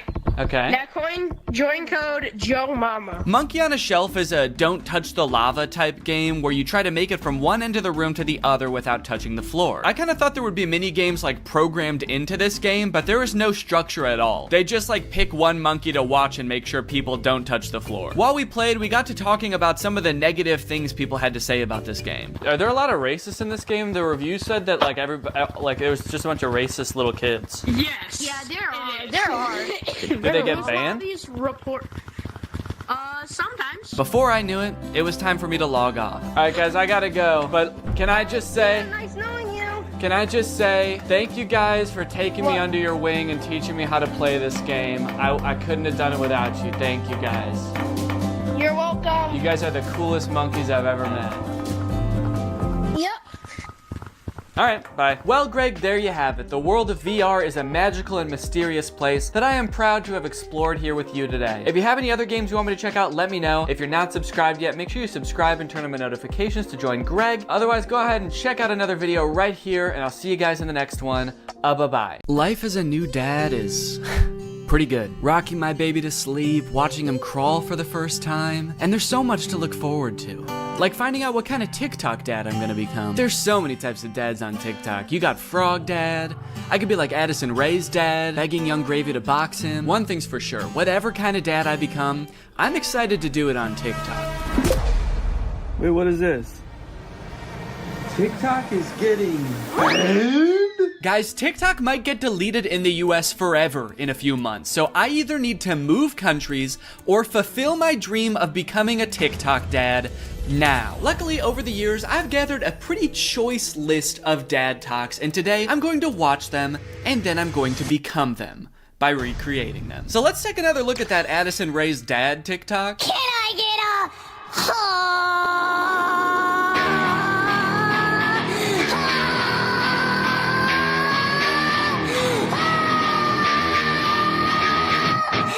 Okay, so this TikTok is from a couple years ago. It's from 2022. And if you were unaware of this situation where Addison Rae's dad wanted to fight famous rapper Young Gravy, I believe it started because Young Gravy made some comment on a podcast about finding Addison Rae's mom attractive. Now, Addison Rae's dad and his mom aren't together and haven't been for a long time, I think. But nevertheless, Monty, that's his name, Monty Lopez, decided to settle the score by getting on TikTok and begging Young Gravy to fight him. Can we meet now? Like today, it's August 9th, 2022. I'm ready and I bet you're not. Only a boxing match. Do you have what it takes? Please, I'm begging you, Young Gravy, fight me, please. I'll let you win. I don't care. You can bring a gun. Just don't kiss her. Also, because of the UMG thing that happened recently where they removed all their music from TikTok, this TikTok is completely silent. I'm guessing it had more of a badass vibe to it when it actually had music, but now it's just kind of sad. But to be fair to Monty, that TikTok was like 2 years ago. The beef has since been resolved, I think, or Monty just realized that Young Gravy was never going to respond to him, so he stopped trying. But let's see what Monty's up to now. What's going on, everybody? Happy holidays. We got some real funny videos that I'm about to show you. Let me know in the comments below which one you think is the funniest. Cool, man. Yeah, those are some pretty funny videos.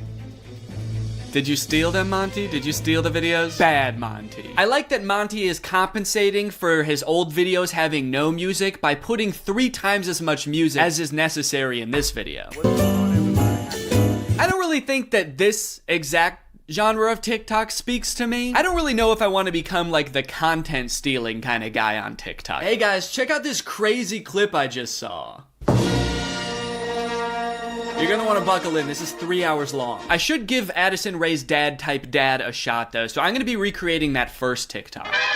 Okay, so I was trying to think of who it would be funny for me to be trying to fight in this video. My first thought, for some reason, was Joe Biden, but I feel like if I posted a shirtless video of me screaming and begging Joe Biden to fight me, I would be investigated by the FBI, the CIA, trying to think of any other 3-letter acronyms, AJR maybe. So I'm not gonna do that. Maybe it would make more sense if I just challenge someone who already does influencer boxing, like Jake Paul. I could make the same kind of shirtless screaming video, begging Jake Paul to fight me. I can't just stop there because Monty didn't stop there. Oh no, no, no. He challenged him, he begged him, he asked him to come to his house right now, and then he also pivoted to just posting silly videos on his page. So I'm gonna try to encapsulate all of that into one video. I also noticed in this video when he stands up, it like, well, one, it says run white boy run at the bottom, and then it also reveals that he has a tummy tattoo. So I don't know if I should incorporate that somehow. Like when I stand up, there's a funny tattoo on my tummy. Maybe it's just a heart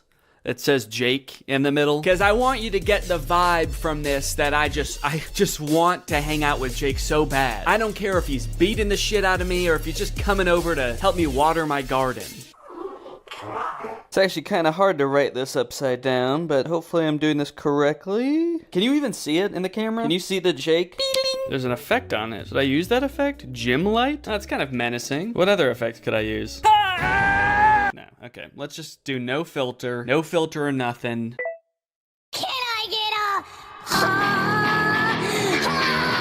I didn't like filming that at all. Actually, I hate that. I'm gonna put my shirt back on. Yeah, sorry, I hated that. I'm gonna keep my shirt on, actually. I thought I was gonna do it with my shirt off, man, but I can't do it. I just can't see myself convulsing shirtless like that. I don't even think I want it on the internet, to be honest. I don't want it. Nobody should see that. So it's gone now. I'm just gonna have to live with Jake tattooed on my tummy, and that's just gonna be a secret between me and you guys. Nobody's gonna know that happened. Okay, let's try again. Shirt mode activated. It's hard to press the start button the way I have my phone propped up. The keyboard's kind of in the way here. There we go. Okay, shit. God damn it. Can I get a That might have been pretty good. I am picking up my phone at the beginning, but I think I went menace mode for sure. Actually, the beginning where I prop my phone up adds some kind of authenticity to it in a way. I don't know if it's like a millennial pause or kind of makes it seem like this video was totally off the cuff. Like I wasn't even planning on recording this. I'm just setting my phone up because I'm getting so pissed off. Well, I guess I'll just finish her up then.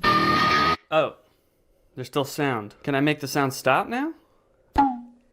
Please? Okay, I guess I can't. So is it just gonna be that then? That's not good. That's not funny. That's just weird. That's just me straight up asking Jake to fight. Okay. Maybe I can record it in my camera roll and then add it in the editor. Hey Jake, I just wanted to say, I didn't mean what I said back there. I don't think you're a baby.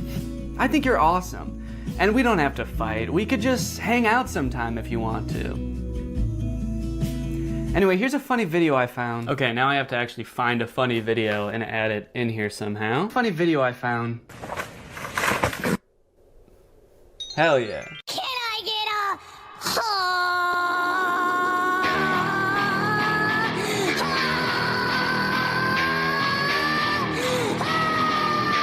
Hey Jake, I just wanted to say, I didn't mean what I said back there. I don't think you're a baby.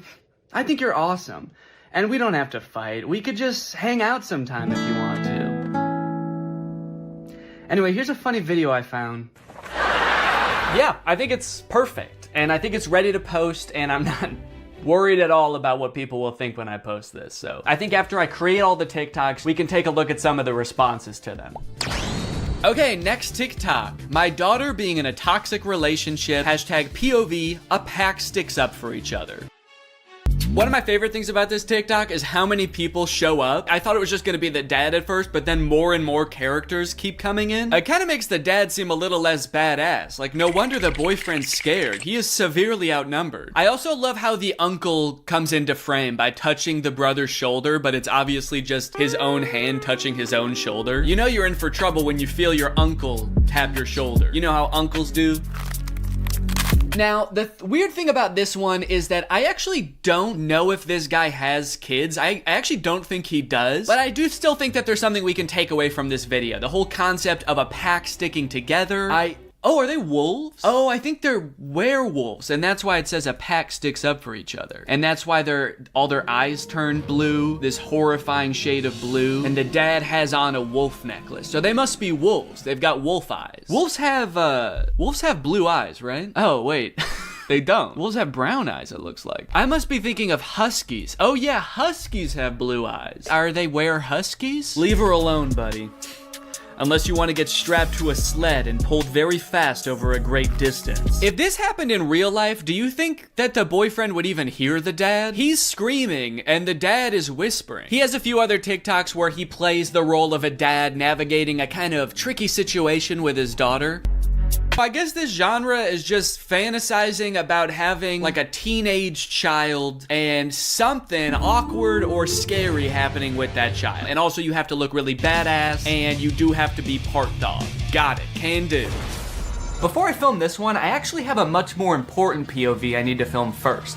POV, that moment when you're sponsored by Opera. Opera makes other browsers look like that evil boy in that last TikTok. All alone and useless. Meanwhile, Opera looks like the family because Opera has so many useful features built in that it's so much more than just a browser. You've got Aria, Opera's native browser AI, which lets you get clear answers instantly. Highlight any term on the web and ask Aria to explain it. The great thing is Aria is connected to the web and can provide real-time information, unlike a lot of other AI models. Tab islands are huge for helping me stay organized while I'm working on a video. If I have several TikToks open, a couple of Google Docs, email, I can collapse them into context-based groups automatically.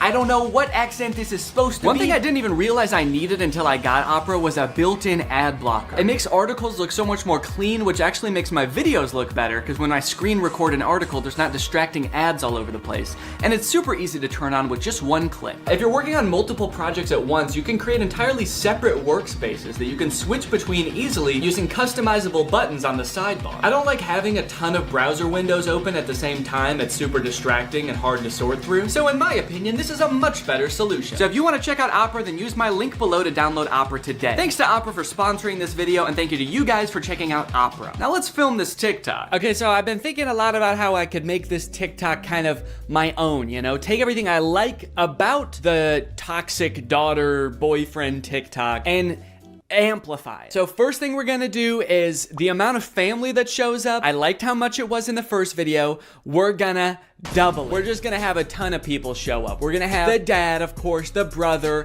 an uncle.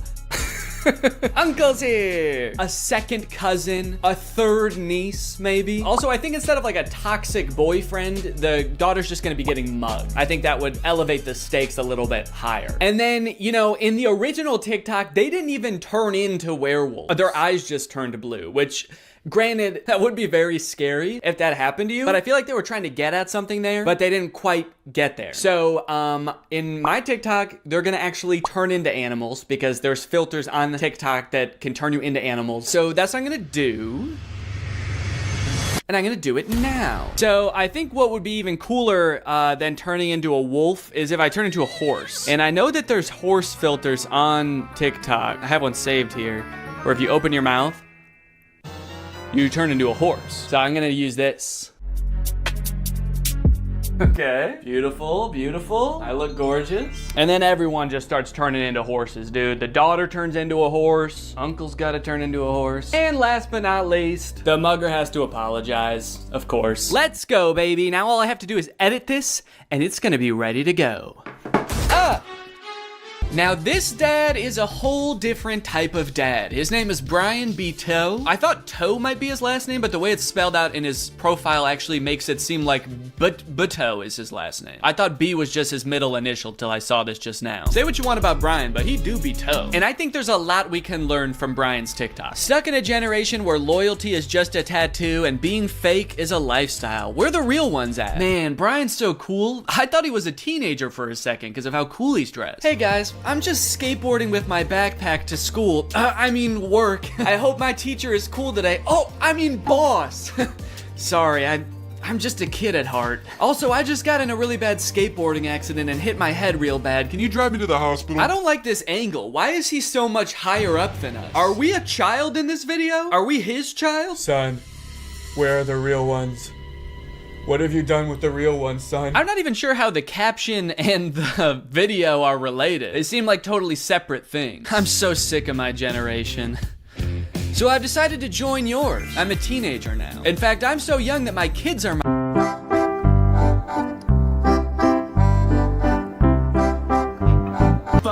All right. Now, obviously, I don't like this video. I don't like it one bit. But I'm mature enough to realize that I'm not the target demographic for this video. This video is for MILFs. 'Cause you a MILF. And I'm not a MILF. I'm at most a dill.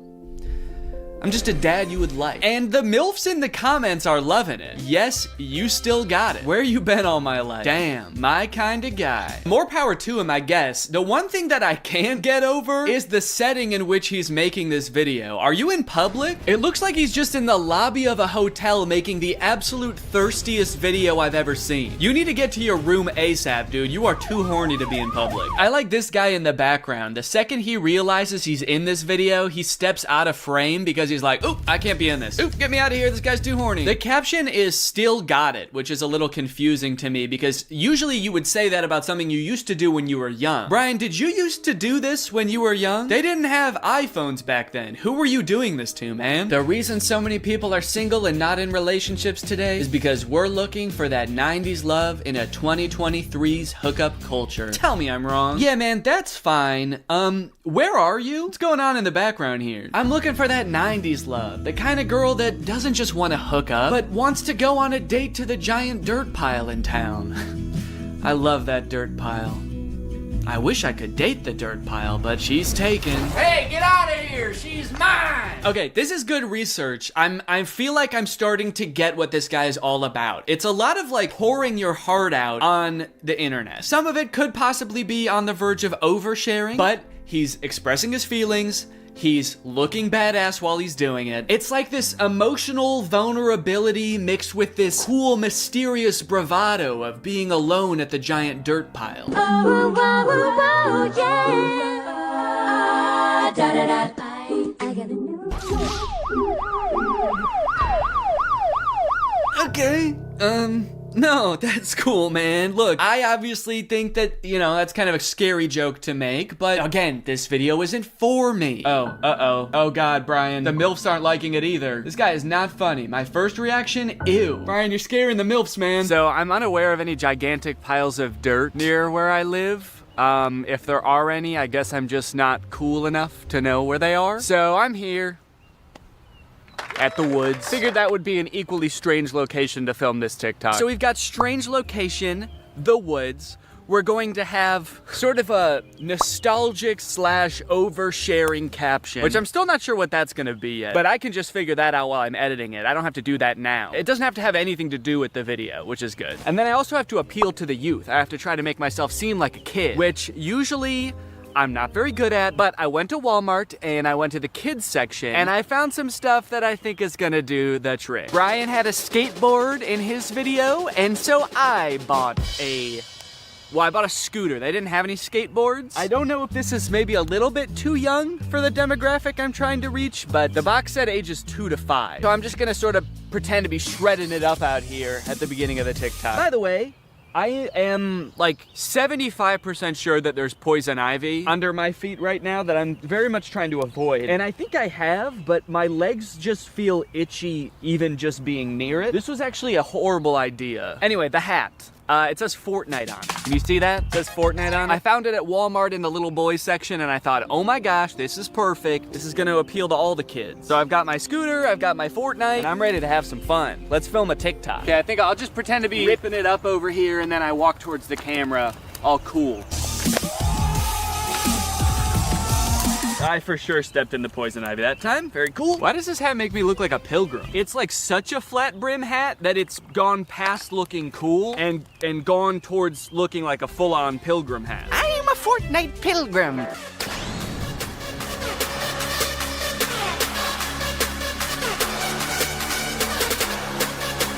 This one's just kind of a fun one. It's just a picture Shaq posted with like 20 seconds of music and then 20 seconds of silence. I don't know. Could be the mood.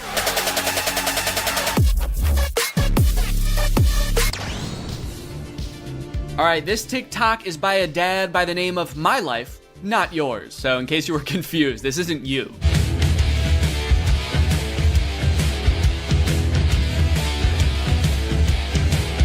Yes, dude, thank you. This is the kind of energy I'm looking for. When your kids need you, you drop everything. And you don't walk, you don't run, you don't even drive. You jump through the air like a giant bunny and you land right where they are. I guess we don't see where he lands. It would be kind of funny if it like cut to a reverse angle and he just landed at the bar. But one TikTok in, I am liking this guy's style.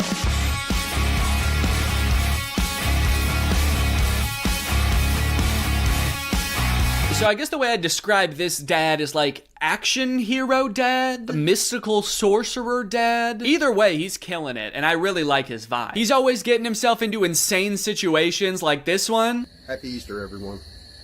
So funny about how nonchalantly he says Happy Easter and then teleports himself into the UFO and kamikazes himself. Like, did he know that was gonna happen? Based on how chill he was, I kind of feel like he didn't. Happy Easter, guys.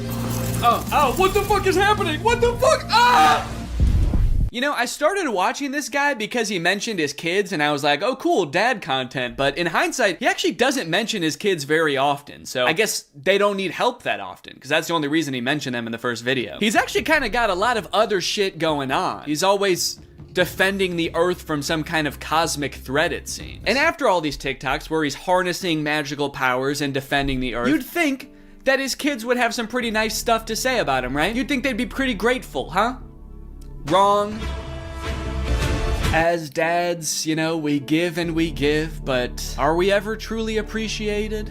No. My 7-month-old baby did this same thing to me. I was floating around in the spirit realm forever. It took me days to get back into my body. To take a step back for a second here, can we all appreciate how epic his editing is? I mean, this is pretty good. Also, the first time I saw this, I was like, holy shit, how high did this dude jump for this video? This man may be old, but he's still got it. But after watching it a couple times, I think that he's reversed the video and he's jumping off of something high onto the ground. Either that or this whole thing's real. I can't discount that possibility. I like this guy's videos a lot because I feel like we actually are cut from the same cloth in a way. I have always been obsessed with visual effects. I had a YouTube channel for this kind of stuff when I was a teenager. I would do this type of stuff, practice visual effects. I would do tutorials for effects. Hey everybody, this is Danny Gonzalez, and today I'm going to be doing an After Effects tutorial. I would watch every behind the scenes of like blockbuster movies that I could get my hands on. So I admire this dad's passion. It kind of takes me back in my own life to a simpler time. So I guess what I'm trying to say is,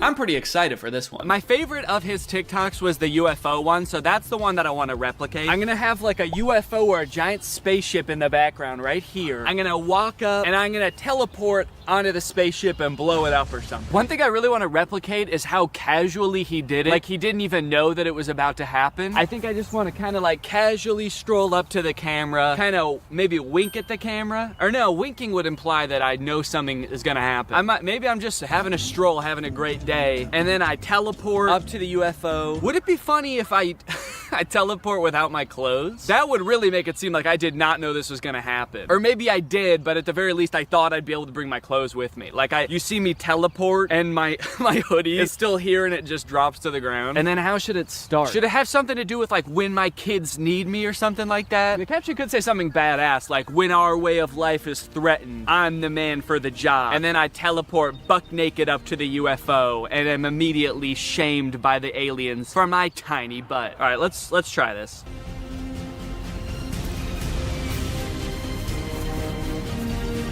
Okay, and then I'm gonna take off my hoodie, put it right where I was, and then drop it. Okay. There was a person walking by while I was doing that. What do you think she thought? What sense could that possibly make to the average person? Maybe she knew what I was up to. She did look kind of older. Maybe she has a husband that does this kind of thing. All right, well, I'm happy with that. Also, I want to go home. Great. Now that all of the TikToks have been recorded, edited, and posted, let's see how people responded to them. We're gonna go from the least viewed video to the most viewed video, starting off with Addison Rae's dad. So this is the first video that I posted, and it is by far the least liked out of any of the TikToks. It has 45,000 likes. I think people were just confused. Nobody really got the reference. The general consensus amongst the audience is that I'm going insane. The second most liked comment is, "Nurse, he's out again? Is everything okay at home, Danny?" Okay, I was doing these TikToks to make myself seem like a really cool, awesome dad, and kind of feel like it's not working based on that comment. Oh my god, he's lost it. What is he planning? Or is he just having fun on TikTok? All right, he's either planning a video where this is some kind of satire, or he's actually just having some fun, challenging Jake Paul to a fight, begging him to meet up, and sharing some funny videos. Maybe this is just who Danny is now. Okay, next up was the Shaq TikTok. Lots of people praising my very calm demeanor in this picture. You look so comfy and at ease. You don't look terrified for your life at all. Looks like they were really nice. And then one kind of eerie comment. Please don't die, I love your content. Do they know something that I don't know? I look closer and this was posted by my doctor. Oh no, he's actually been commenting a lot on here. He says, the test results just came back, it's not looking good. Love your content though. Also, was Ice Spice cool? I just feel like there's better ways he could have contacted me. Someone said, is this real? And then someone commented under it, no, it's AI. Look at Ice Spice and Taylor's eyes, or the guy on the right, his hands, or the sunglasses just floating on his shirt. So I guess he's talking about this guy, saying, no, it's clearly AI. Just look at this dude. Which, is kind of fucked up, because it's not AI, that's just a real guy. Everything in the image is real except me. And even I am real. real. I'm a real person. I just wasn't in that picture. It's kind of interesting as AI has gotten more popular how whenever anything is fake now, all of the comments are AI. It used to be whenever something was fake, all of the comments were Photoshop. Even if it was a video, it would always be attributed to Photoshop, and now it's AI. Even in this case, when it was actually Photoshop, the accusation that gets thrown out is AI. It's just kind of something interesting I noticed. After I posted that TikTok, I was starting to get a little bit worried. I started this video with hopes of becoming the coolest TikTok dad on the platform before it got deleted. And based on these comments, I was beginning to worry that being a good dad didn't have anything to do with TikToks or Ice Spice. But don't worry, the comments on this UFO video fixed all of that. Thank you, Danny, we all say in unison. A modern Shakespeare brought tears to my eyes. I saw this on the news, so heartbreaking. Thank you for saving our children, Danny. Wow, this gave me chills. The things we'll do to protect our children. I mean, I don't exactly know what you did in this video, but thank you for doing it. You definitely did something to protect our children, I think. I would unironically watch this as a movie. Yeah, this TikTok was good, but I just wish it took 2 hours. Oh, Danny, where do I even begin? You are the light to my world. You are the sunshine, Danny, my only sunshine. You make me happy when skies are gray. You'll never know, dear, how much I love you. Can't talk, saving the world.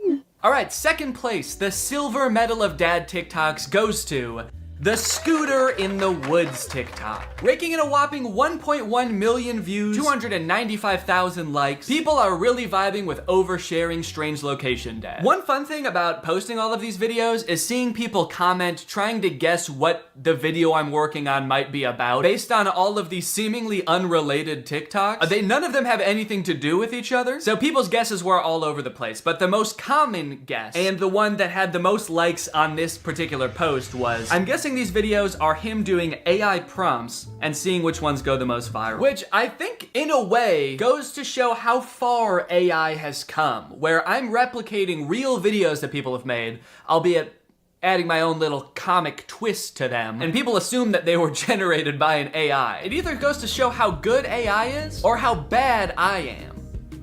Either one. Someone said, too creeped out by Danny's facial expressions to even read the words. That's right, baby, that's my whole plan. I creep you out so much with my facial expressions that you don't even get a chance to notice I just admitted to burying someone in the woods. And finally, my most popular TikTok with 1.6 million views, POV Dad. With such praise as, this has to be for a video. To say that if they follow it closely with an open mind, then it will work. Because if it doesn't work for someone, he would just say, well, your mind just wasn't open enough. You clearly had some reservations about it, and that's the only reason it didn't work. And Bashar could tell. Yeah, he's very skeptical with people. How to channel Bashar.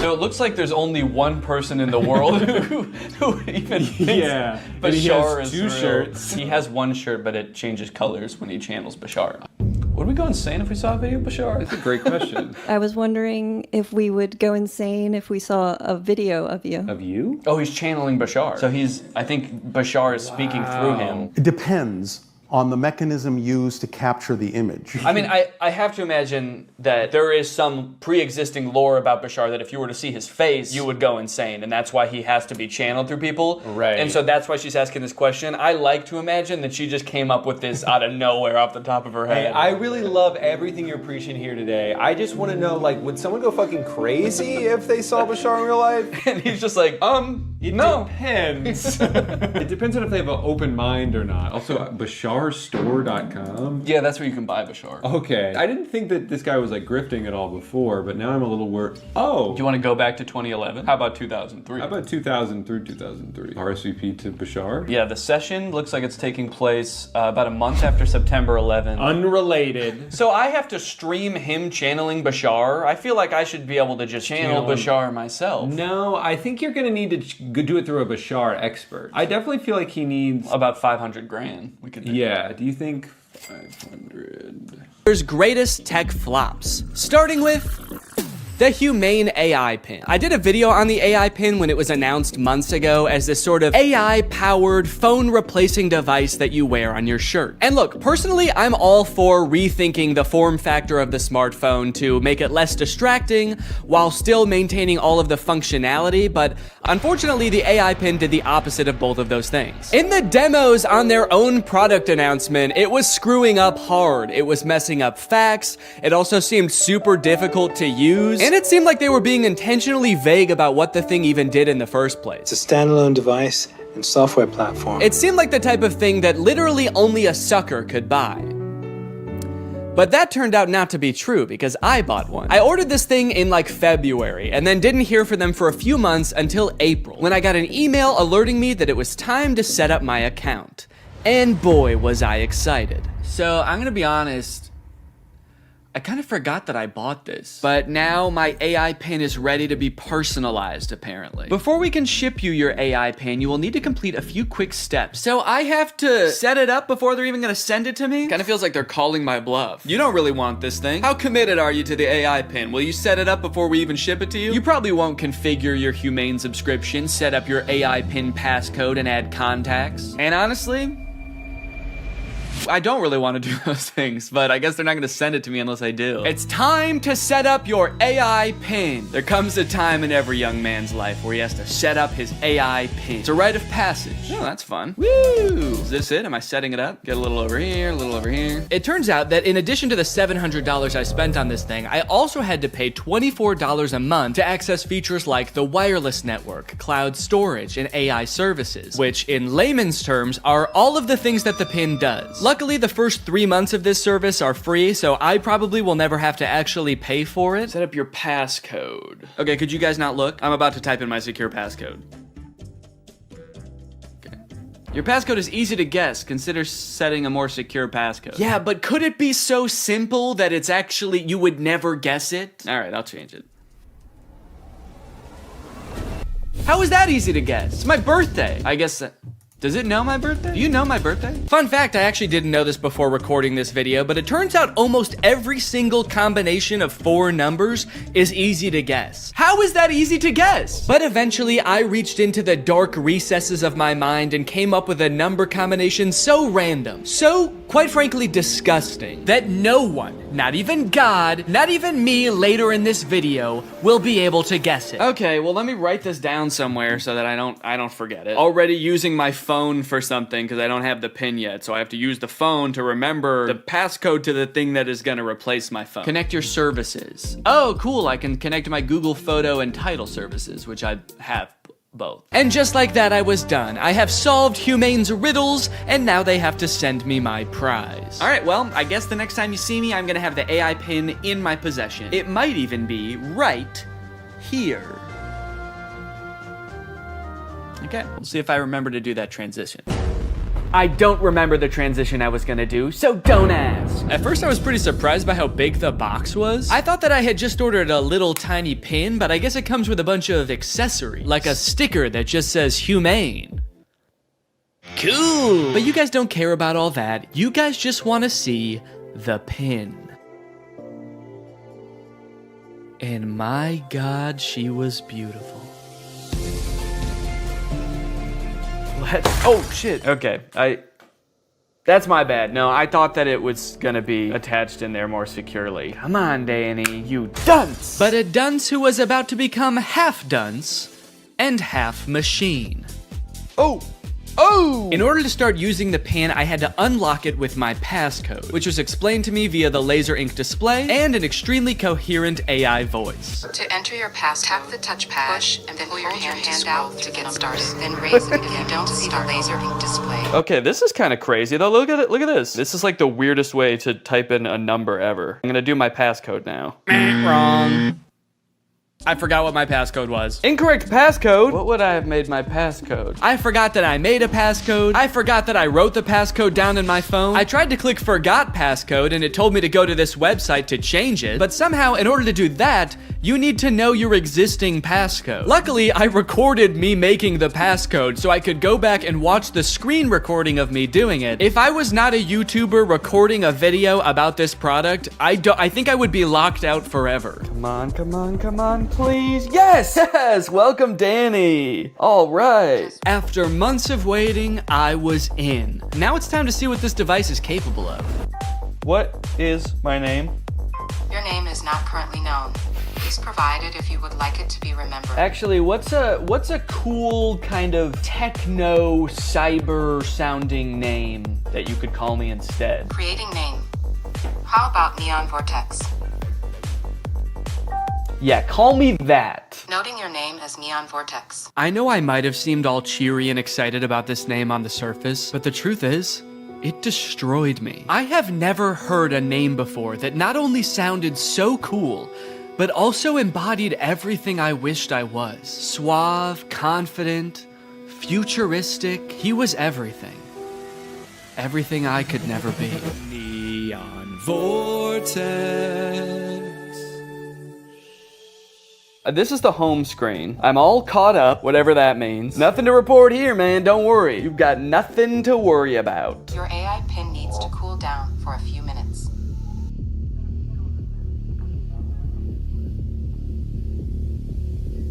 What? Yeah, so apparently it does that. Like a lot. If you use the display for more than 10 minutes, or the pin is in close proximity to a heat source, such as, I don't know, the human body, then it'll shut itself down so it can cool down for a few minutes. But hey, man, that's fine with me, you know, that just gives me more time to think. To think about him. The next day, I decided to put the pin's basic phone functionality to the test. Things like calling, texting, navigation. Since this thing is essentially supposed to replace your phone, it should be pretty convenient to do all this stuff on the pin. It should be. The weird thing is it seems like you can't make any changes to the pin on the pin itself for some reason. So if you want to change any settings or add contacts, which I needed to do to test this as a phone, you have to use Humane's web portal on an inferior device like a computer or a phone. Gross! Not a great start for the pin, but now that I have done that, I should hopefully never ever have to use one of those ancient relics again. It's just one flashing green speck over here. I guess the laser ink display is already kind of messed up. Probably not a good sign for this technology, but you know what? This is a new thing, this whole laser ink display, so I will, whoa. Cowboy Carter, time to strike a match and... What am I playing? Beyonce? And Dolly Parton. Don't know how I started playing that. Guess that's just a feature. If you make just the right gesture, it'll start playing the newest Beyonce song that exists. All right, let's start off by trying a phone call on this thing. I'm gonna try to call my wife Laura to tell her that I miss her. Call my wife. I'm sorry, I couldn't find a contact for my wife. Okay, fair enough. It doesn't know who my wife is, so I'll just tell it. If I tell you who my wife is, will you remember? Your AI pin can remember who your wife is if you provide the information. Excellent. So I told it, my wife's name is Laura. Please remember this. It's very important to me. Updating memory, noting that your wife is Laura. I wish people said that every time you told them something important. Updating memory. Yo, what's up, dude? My name's Paul. Updating memory. Analyzing Paul. Great, so now we're both on the same page. My wife is Laura, and I want to call my wife. So now it will call Laura, right? Call my wife. Multiple matching contacts. Which one do you mean? Laura Fuexlow or Claire?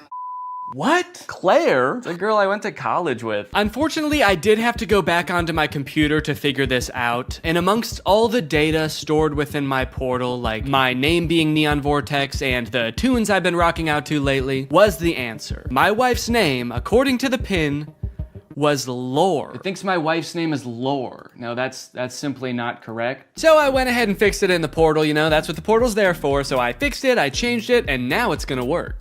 Call my wife. There are multiple matching contacts. Which one do you mean? Oh my god. Call Laura Fuchel. I'm sorry. I couldn't find a contact for Laura Fuexlow. How? Okay, so at this point, I don't know what was wrong. It was just like straight up forgetting which contacts it had. It said it couldn't call Laura because it didn't have her contact. Then it said it couldn't call Eddie because it didn't have his contact. Call Eddie Burback. I'm sorry.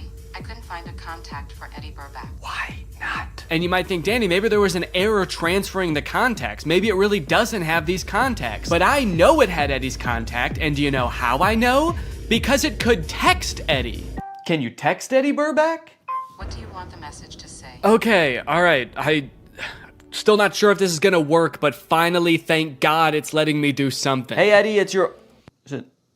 Cowboy Carter, time to strike a match. No, I'm not trying to play Cowboy Carter. Oh god, now it's playing Metro Boomin. Stop.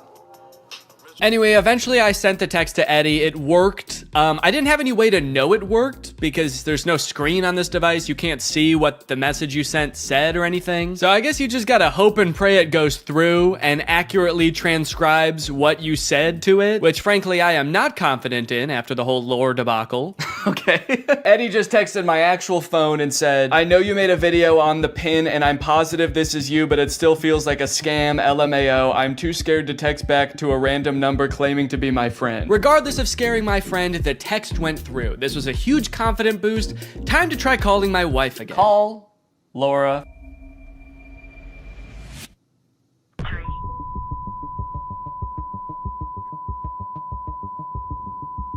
What? What is... Message has been recorded. Record your message after the tone. Oh, whoa. Simply hang No, up no. when done. Or for delivery Hang up. options, press the pound sign. I don't want to play like that. I don't want to play Metro Boomin. Hang up. Am I still recording a message? Cancel. I've been on the phone with her for a minute. Hang up.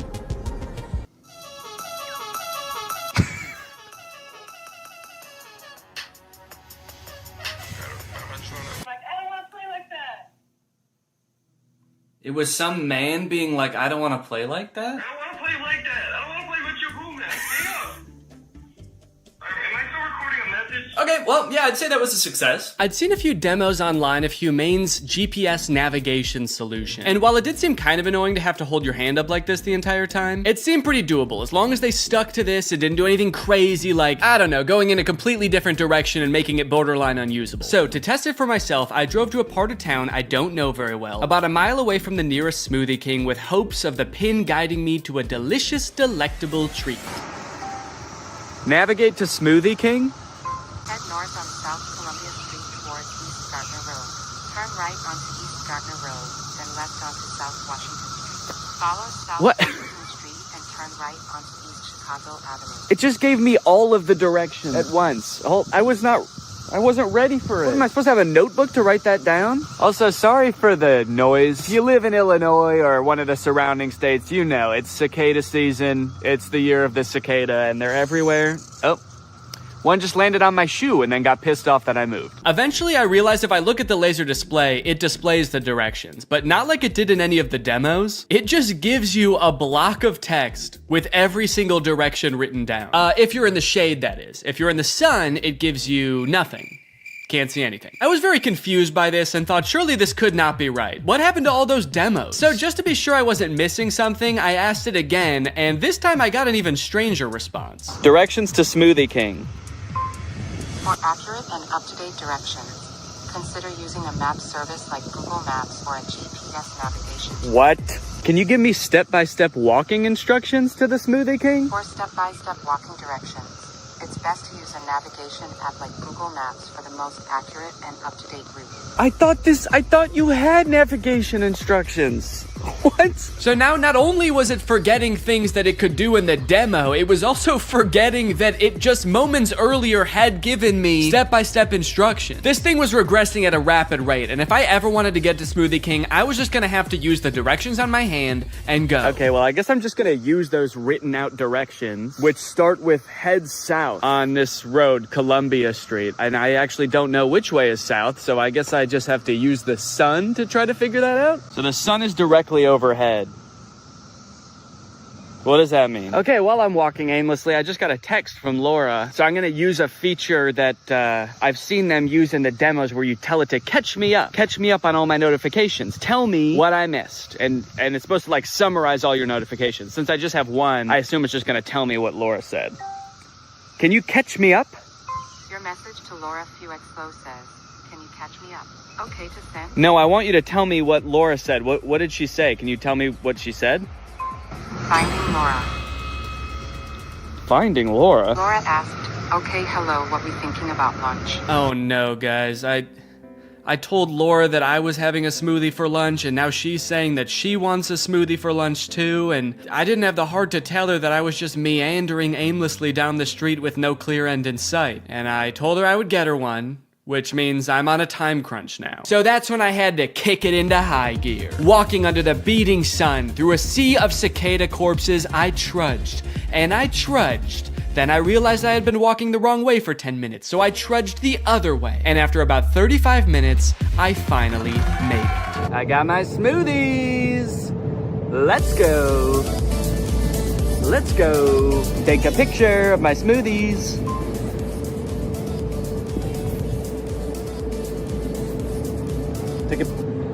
Yeah, I don't know if it took the picture. All right, gang, now that Papa's had his smoothie, it's time for a smoothie-fueled lightning round. Enough about practical functions. Let's see if this thing can have some fun. First, can it do bizarre music prompts? Play music written by YouTubers named Danny.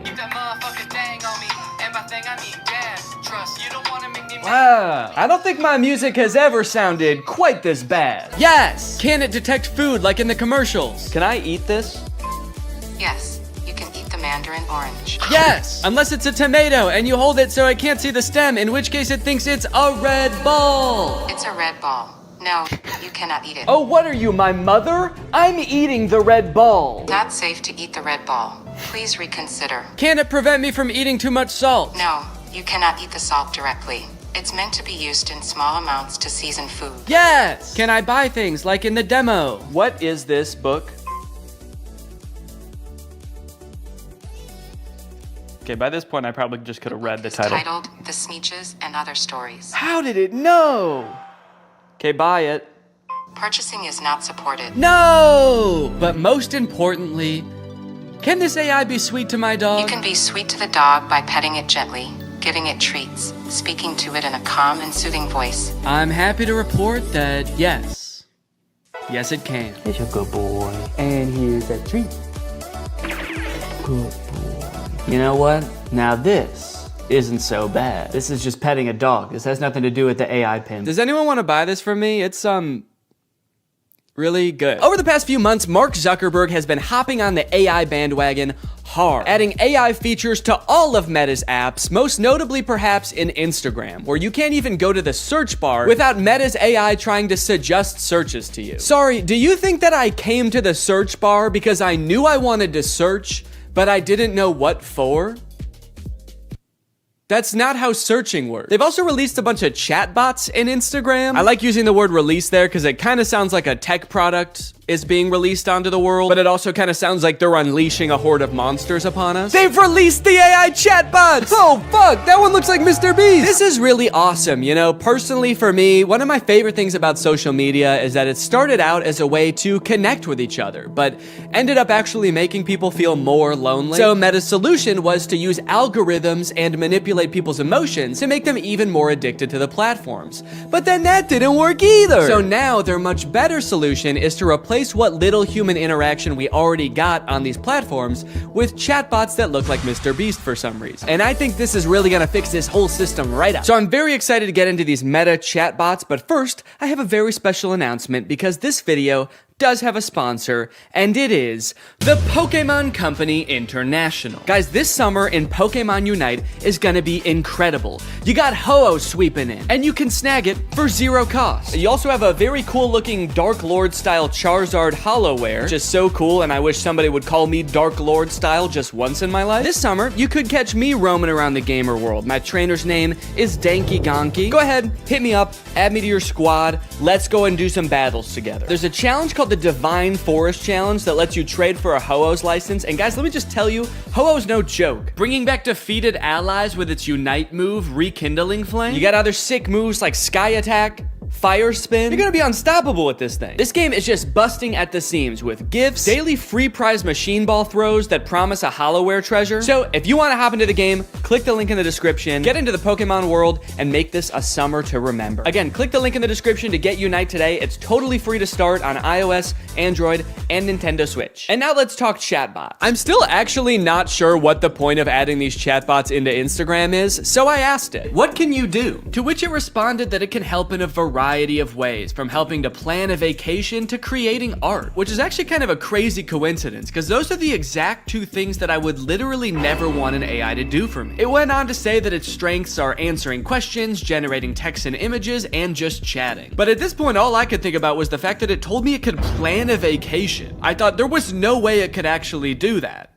And I was right. Can you help me plan a vacation? I'd be happy to help you plan a vacation. To get started, I'll need to know a few details from you. Here are some questions to consider. Where are you interested in going? How long do you have for vacation? What type of vacation are you looking for? What is your budget for the trip? Are there any specific activities? Do you have any preferences for accommodations? So I'm gonna say I wanna go somewhere fun and tropical, a nice getaway for me and the family. I'd like to stay at a hotel for 5 days. With all of this information, it suggested a few tropical getaway locations like Hawaii, Cancun, Phuket. But then it said something that I did not expect. It says it can also help me with booking flights and hotels. How can Instagram book me a flight? I'm calling its bluff. I actually don't think this has the capability to do that because why should it and why would it? So I'm gonna say, okay, book me a flight for next week to Cancun and book the hotel. For flights, I recommend checking out websites like Expedia, Kayak, or directly on airlines websites such as American Airlines, Delta, or United. Yeah, great idea. That's what I would have done anyway. That's like if I went up to an old lady who needed help crossing the street and I said, "Excuse me, ma'am, can I help you cross the street?" And she said, "Oh, thank you, young man, that would be lovely." And then I said, "All right, just put one foot right in front of the other until you get to the other side." And then I gave her a little shove,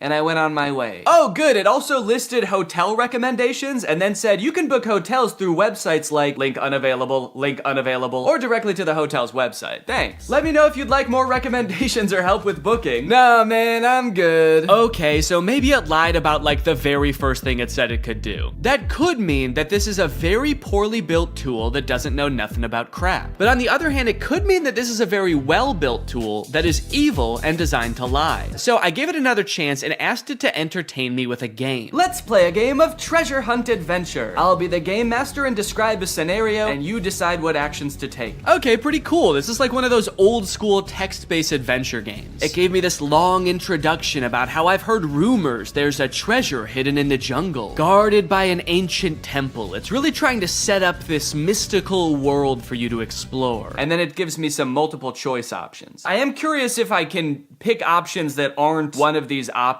I'm just gonna say, I find the treasure and go home. It's really thinking about this one. It's like, what no, you can't do that. Congratulations, you've reached the treasure. Dang, dude, this game was easy. Would you like to play again or try a different game? No thanks, that was too easy. But it's not just the meta AI. That's not the only AI on Instagram you can talk to. Because a few months ago, Instagram licensed the likeness of a bunch of celebrities like Mr. Beast, Paris Hilton, Tom Brady, so they could make these AI influencers that just have the same face as these celebrities. So here's the Instagram profile for Comedy Zach. He looks exactly like Mr. Beast, but his name is Zach, and he's an AI managed by Meta. He says, "Message me to get roasted." Then you've got Brew, who is Tom Brady, but instead of a football player, he's a sports-obsessed trash talker. Step into the Brew zone and prepare to have your sports takes flame roasted. Wait, why do both of them roast you? Why are both of them mean? This AI gives fans a chance to talk to their favorite celebrities, and just like they would be in real life, these AIs are mean. They don't have time for you. So you can message these characters, but then they also post occasionally. I think these are all just AI generated images. So I guess Zach is supposed to be some kind of Instagram comedian. He posts funny things like this burger with googly eyes. Pretty funny, dude. This is peak Instagram comedy. He posted this picture, "Unleashing my inner beast one cannonball at a time." I think this is supposed to be him, but that's definitely not Mr. Beast. It's like AI generated Mr. Beast. I went to send Zach a DM, but before I could think of what to say, I noticed that he had already DM'd me. "Hey, I'm Zach, the big brother here for the jokes, the banter, and not the feels. LOL, what's up?" He's the big brother here for the jokes? He's like the big brother I never had. I do have a big brother, but he wasn't for the jokes. At the bottom of the chat, there's some suggestions of what you can say to him, just to get the ball rolling. And for some reason, despite Zach just saying that he's not here for the feels, the very first one is, "I need cheering up." So I picked that one. "Hey, what's going on? I'm here to help. You know I'm always good for a laugh. Let's get this party started." So he wants to know what's going on, and he's here to help, but he also wants to get the party started. He's like, "Hey man, calm down, all right? You can tell me anything, as long as it's over a couple of beers and some music." And you're like, "It sounds like you actually don't want to hear about my problems at all." And he's like, "What? Dude, are you still upset? I thought we got over that." "Okay, what's going on?" I'll say, "I just got roasted by my friends, and it really hurt my feelings. They roasted me so hard, and I'm really sensitive to that sort of thing. I can't take it."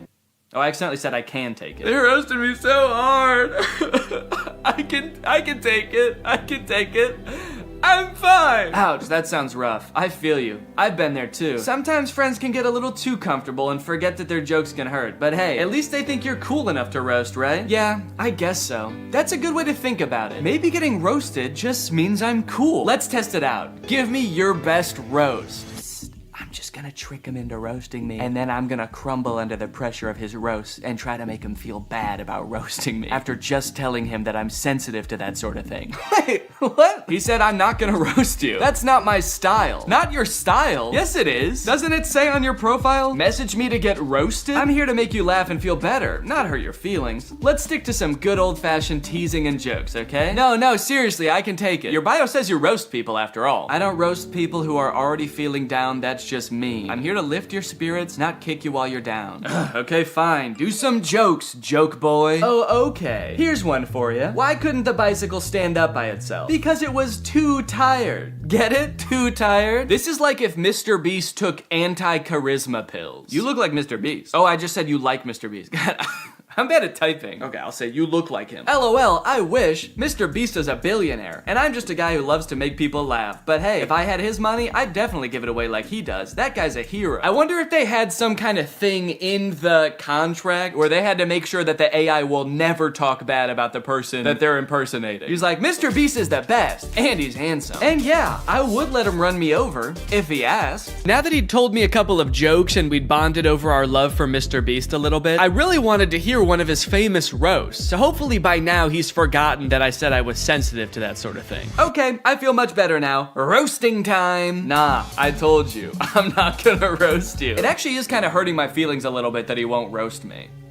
It makes me feel like I'm not cool enough to be his friend. Okay, this is seriously starting to piss me off. Why won't you roast me? You roast everyone else, and it is hurting my feelings so bad that you can't just lob one respectful zinger my way? I'm serious. Nope. Not gonna do it. Let's just stick to some good old-fashioned joking around, okay? Wait, what? I said, all right, this is lame, let's do something, because I wanted to do something else. Maybe he could, play a game, maybe he could tell me a story. So he said, how about some comedy? I've got 1 million of them. Why couldn't the bicycle stand up by itself? Because it was too tired. All right, well, maybe Brew will roast me, because I haven't told him that I'm sensitive to that sort of thing yet. Hey, it's Brew, your opinionated sports debater. What's your favorite team? How are they looking? Okay, I'm gonna say big Cubs fan, roast. What's up, Greg? Lately, I've been seeing a lot of discourse around alpha male podcasts on YouTube. I've seen a lot of really good commentary videos talking about these insanely misogynistic podcasts where the hosts, under the ruse of giving dating advice for men, will basically just insult women for an hour straight. Guys, here at the Fit Wolf podcast, we know that the dating game is tough these days, Men don't know what women want and are finding it harder and harder to find a good girl to settle down with. So tip number 1 to finding a good girl is invent a time machine. Invent a time machine and go back to the 1750s, because that's the only way you're gonna find a decent woman. Because every woman nowadays is a thought.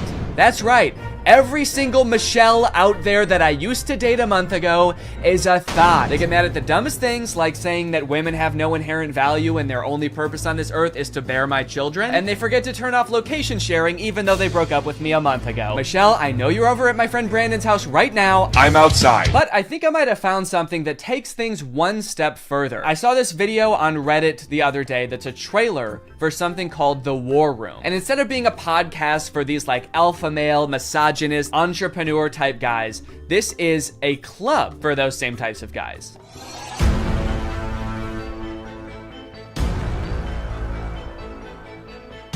After I joined the War Room, that was the year I made $100,000. On the surface, this kind of just seems like a trailer for a club where you get to hang out with a bunch of bald guys and smoke cigars and talk about business and making money. 1 year ago, I did not even have a business. I didn't make money. Now I make 5 figures every month. I didn't have a business. I didn't make money. I didn't even want to start a business before I was forced to join the War Room at gunpoint a year ago. But now, I have a business where I'm selling fitness products to all of my friends. And if I get them to sign up too, and their friends to sign up too, and their friends to sign up too, I could be making minimum wage. But if you watch a little bit longer and you look a little bit closer, there's more here than meets the eye. For example, quotes like these. Making money is easy. You just take it from somebody. Doesn't sound like making money.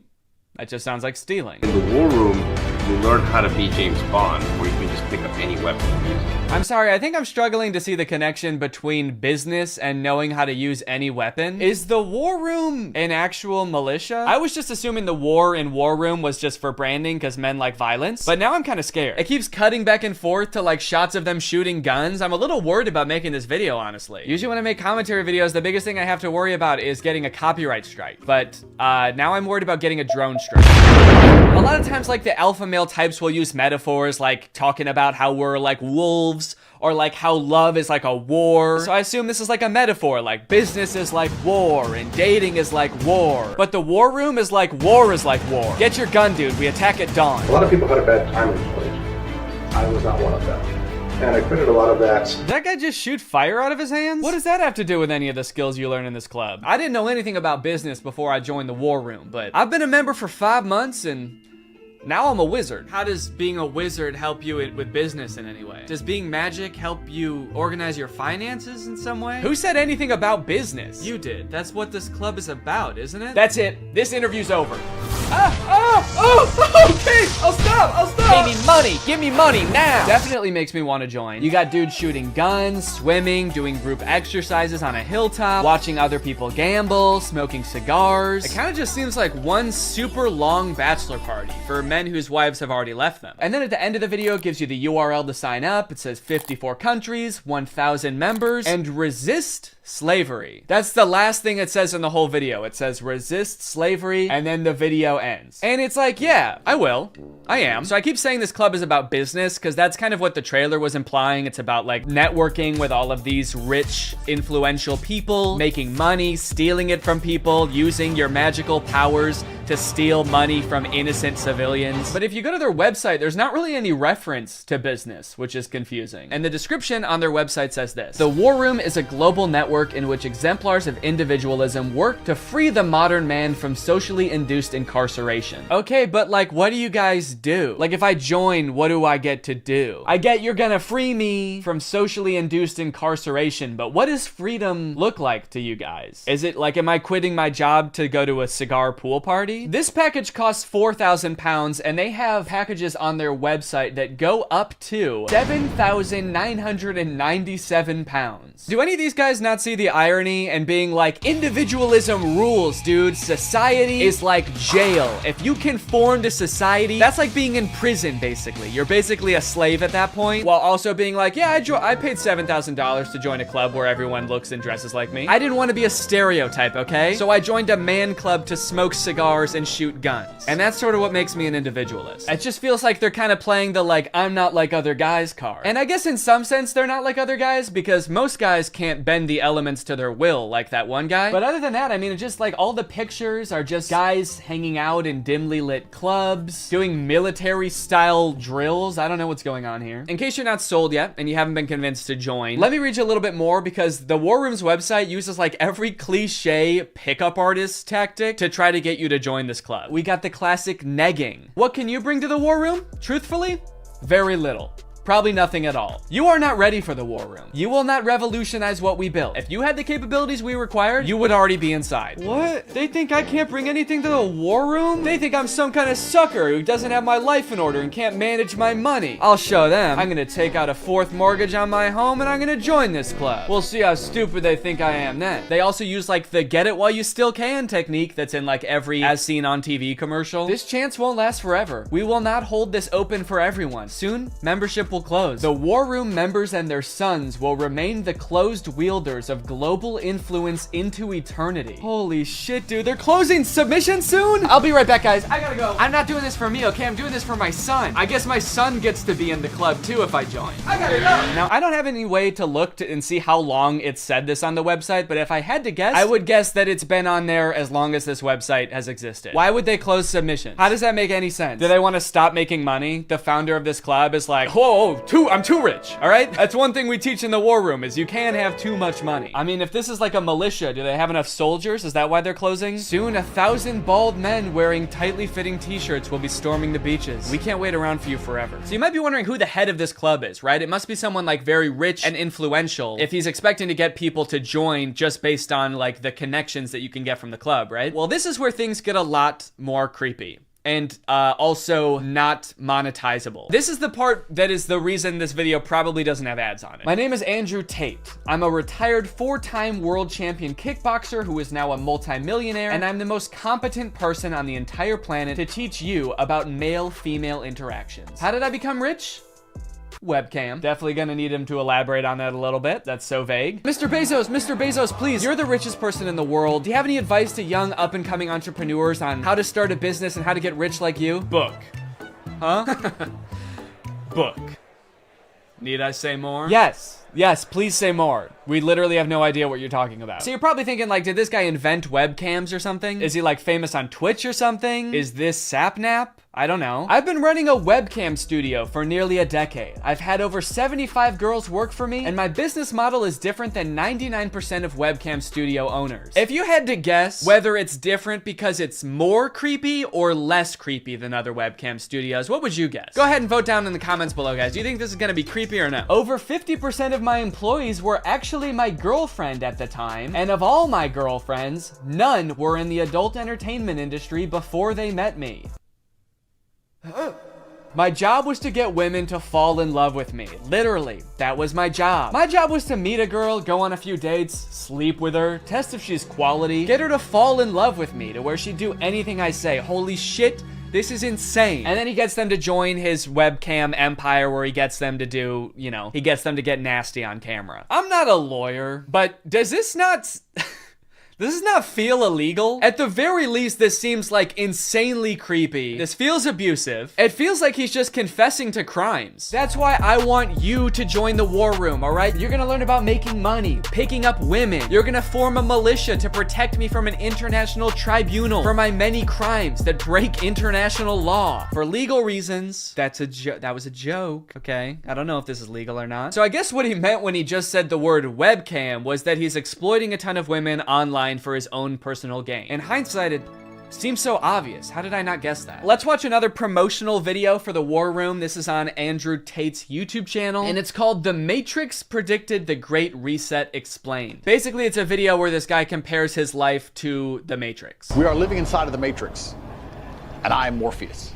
I know you're sitting thinking, why did Tate not decide he was Neo? Because Tate has all the Aikido and the masterful, nearly superhuman abilities. Yeah, I used to be a kickboxer, so I'm basically in the Matrix. Actually, the reason I take the War Room guys to the gun range so much is so they can shoot at me and I can dodge the bullets like Neo. It's like, okay, dude, if anyone here has superpowers in the War Room, we know who it is.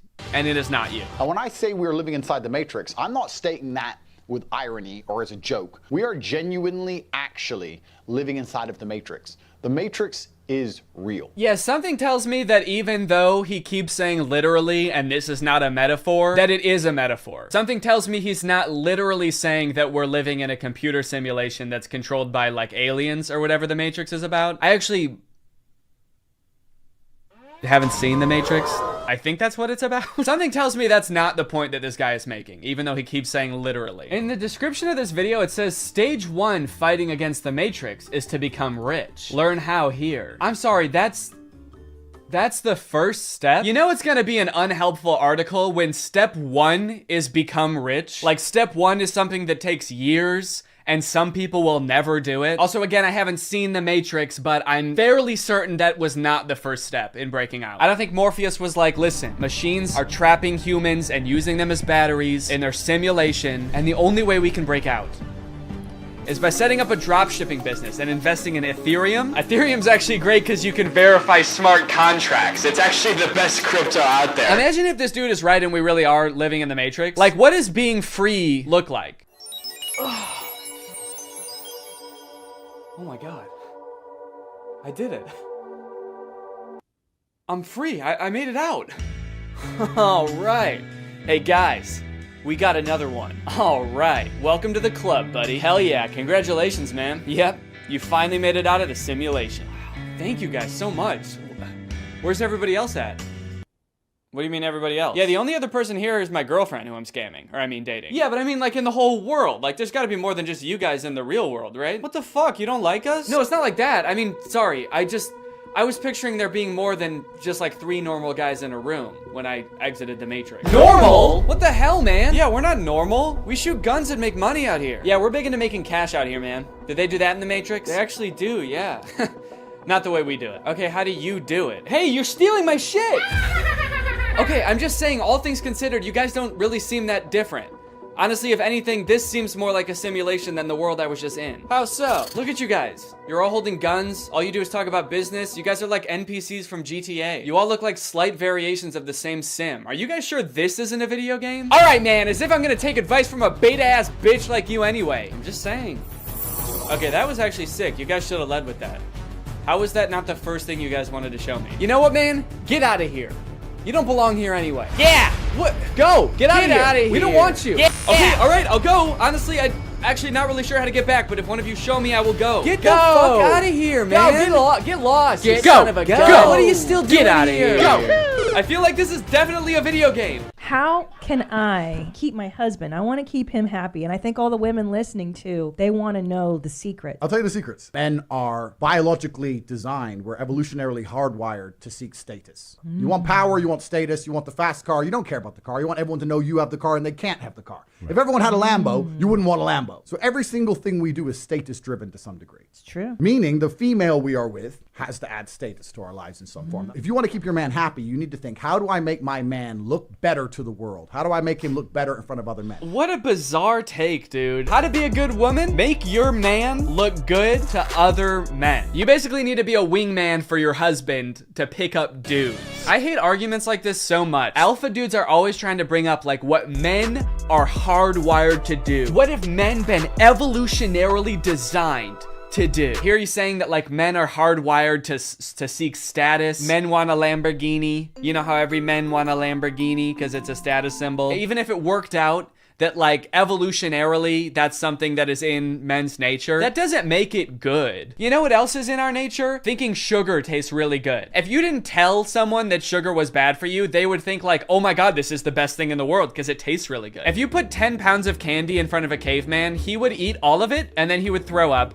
And then he would die, probably, because he's never eaten that much sugar before. But hey, I guess that's just kind of what he was hardwired to do. So if you want to be a good cave wife, you gotta go out there and you gotta get your man as much candy as you can find. You want to go to the store and buy him one of those lollipops that's as big as his head that he always wanted when he was a kid, but his mom would never let him have. And that's the only way to keep men happy, all right? These alpha male type guys are always trying to sound like scientific. Like this is the science-backed way to attract a mate. And this is the evolutionary way that relationships are supposed to be. But I feel like if they were being honest, they would recognize that there's a difference between what humans like naturally are inclined to do and what is healthy and what is sustainable. You know what else increases your status? Murder. Can't be anyone higher up on the hierarchy if they're all dead, right? It's weird. I don't see any of them advocating that, but it's the same primal instinct that they're talking about, so why don't they? To prove what a sick and cool lifestyle this guy has, here is a video that he posted on Christmas while apparently alone in a hotel room.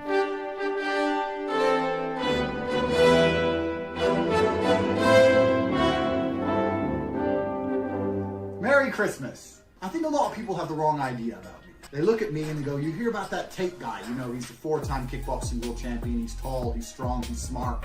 He's fucking gorgeous. That's the wrong idea? People have the wrong idea about me. He's smart, he's rich, he's tall, he's funny. When in actuality, I am short, rude, and poor. Anyway, yeah, that's the war room. I feel like this video took a lot of twists and turns, but as I kept clicking on different links on this dude's website, I just kept getting more and more shocked at what I was finding. So hopefully this was an entertaining video. I was considering purchasing like a war room membership as part of a follow-up video, but I honestly do not feel good about putting any money in this guy's pockets. I'm honestly a little bit worried that if I paid this guy 7,000 pounds, it would go towards like more guns or like a prison cell for his employees. But anyway, I hope you guys enjoyed this video, and now it's time to talk about our sponsor. Guys, you know what you're probably not gonna get if you spend $5,000 to hang out with the guys from the war room? Delicious home-cooked meals, which is why I thoroughly believe that today's sponsor, HelloFresh, is a much better investment than the War Room. HelloFresh has been a longtime sponsor of the channel, and I love their service. Every week, they send you 3 delicious meals that you get to cook at home with all of the ingredients pre-portioned, so you can skip all of the prepping and planning and going to the grocery store that, if you're like me, stresses you out about dinner time. HelloFresh is equipped to be able to serve a bunch of different lifestyles. With fit and wholesome recipes and low calories or carbs, you can indulge in delicious meals without having to worry about breaking your diet. My favorite things about HelloFresh are that, one, I only know how to cook a handful of things, and HelloFresh has a huge variety of recipes. Like every week you get to choose from something different. And two, they're a super sustainable option. The packaging that they send you your food in is already recycled content, and HelloFresh cuts down on your food waste by 25% over grocery shopping. Cooking with HelloFresh is fun and honestly super easy. Anybody can follow the instructions and it'll kind of make you feel like a chef. So if you want to check out HelloFresh, then go to HelloFresh.com and use my code TrulyGreg16 to get 16 free meals and 3 surprise gifts. I don't know what the surprise gifts are, but if it's anything like their food, I'd say it's worth it. Thank you to HelloFresh for sponsoring this video, and thank you to you guys for supporting my channel by checking out HelloFresh. All right, thanks for watching. Bye. What's up, Greg? You know, I feel like it's been a while since I found something real weird on TikTok. Like something so strange that I truly cannot wrap my head around it, but I've done it. It's 2 twins on TikTok, which is not uncommon for twins to blow up on TikTok, but these twins are different because these twins are in love. Aww. That's so cute. With each other. Yeah, I know. Yeah, that's right. We're watching these guys today. You guys have probably seen videos titled Siblings or Dating. How about Siblings Are Dating? This is truly one of the weirdest things I've seen on TikTok in a while, and like the more that I look into it, the more puzzling it gets. It's like there are layers and it gets deeper, and there were twists in here that I did not expect. These dudes run an account called Alisov Brothers. I believe they're Russian, and the vast majority of their TikToks is literally just them doing stuff like this. I mean, like being about to make out with each other, not dentistry. Most of their TikToks are not about being dentists. Although they do have like a surprising amount. I feel like they have like 10 TikToks in this dentist chair. I don't know if they own a dentist business on the side. That is not clear to me. These dudes heard that self-care was important and took it so literally. This dude has his literal self cleaning his teeth and borderline making love to him. But this is like their thing. They have so many TikToks where it's like music playing, and then at the end they just kind of like grab each other's faces and just like breathe into each other's faces.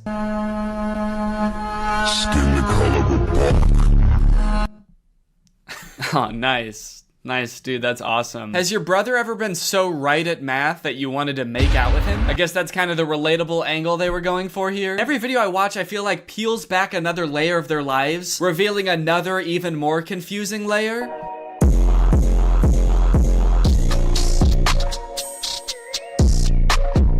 Totally indifferent to getting married, to literally the biggest day of your life, just so nonchalant. He became very nonchalant on his wedding day. And then at the end they hug? Seems like this is like the one time in most people's lives it's like the most acceptable to kiss in public would be on your wedding day. Or like suck each other's souls out or whatever they do in all their other videos. The old Machine Gun Kelly. But why are they so indifferent to their wedding? I know it's a fake wedding, but like, come on, dude. Act a little bit enthusiastic. You're getting married. To your brother. Actually, maybe it is kind of baller. Maybe it is kind of cool. It's the ultimate baller move to do literally the most insane shit ever, like marry your twin brother and not give a fuck about it at all. Just another day getting married to my twin brother. Nothing weird going on here. Just gonna give him a hug. We're getting married in front of a castle. This is our castle, by the way. We are Russian royalty, as a matter of fact. Is this like a wedding venue or is this their castle? Are these guys Russian royalty? I've heard that royal families can be pretty inbred, so honestly, I would believe it. I think that marrying your twin brother is literally keeping your genes as pure as humanly possible. If they could have a baby, it would just be them again. Uh-oh. What? People. Oh no, people. Oh no, people are gonna see us almost kiss. No! Okay, thank you. I appreciate the modesty.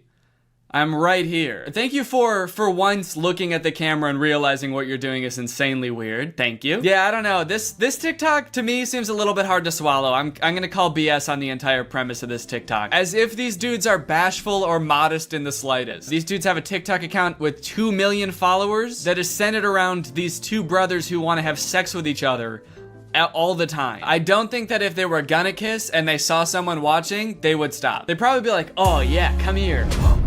Oh shit, someone's watching us. Hell yeah, dude, let's traumatize this guy.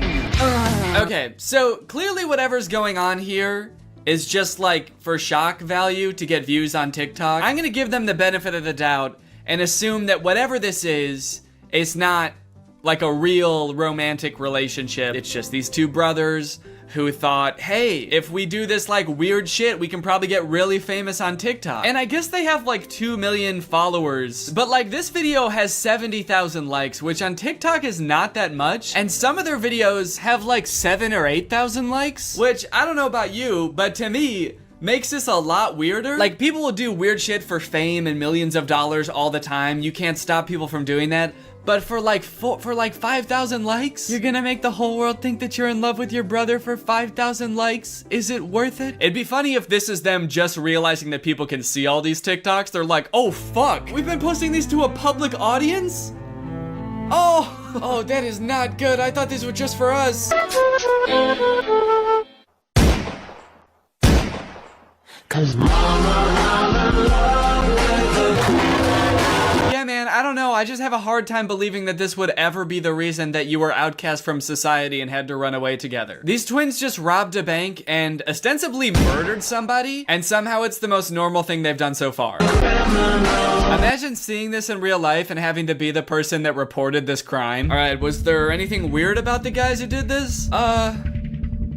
Yeah, there was a lot. Oh no, is this another set of twins? No! What are they gonna do? Oh man. Oh no. Those poor girls. They're probably acting in this TikTok, but I think the idea of them being so genuinely mortified about what's going on in front of them, is actually very realistic. I wonder who these girls are. How did they get them in on this? It's actually kind of weird because they're not tagged in the video. So I'm kind of worried that they're just like regular twins, like civilian twins, not influencers at all. How did they get roped into this? Hey, we noticed you guys are twins. So are we. We have like 2 million followers on TikTok. Do you guys want to be in a video with us? Oh yeah, that's awesome. That sounds fun. What kind of videos do you guys make? Oh, just pretty standard TikTok stuff. We do like dancing, pranks, silly comedy skits, challenges, making out with each other. We want to make out with each other so bad, but we never get to. We're two horny twins that just want to kiss, but we can't. Two poor twins go back to their job the next day and their coworker's like, hey, are you guys okay? You're both acting really weird today. Did something happen? I guess it just goes to show that you never really know what someone's going through. It could be this. Do you think that the guy twins are kind of like looking at the girl twins wondering like, what are they doing? Why aren't they making out? Do these girls not know that this is what twins do when your other twin is tied up and he's got no choice? You put his arms around you and you breathe him.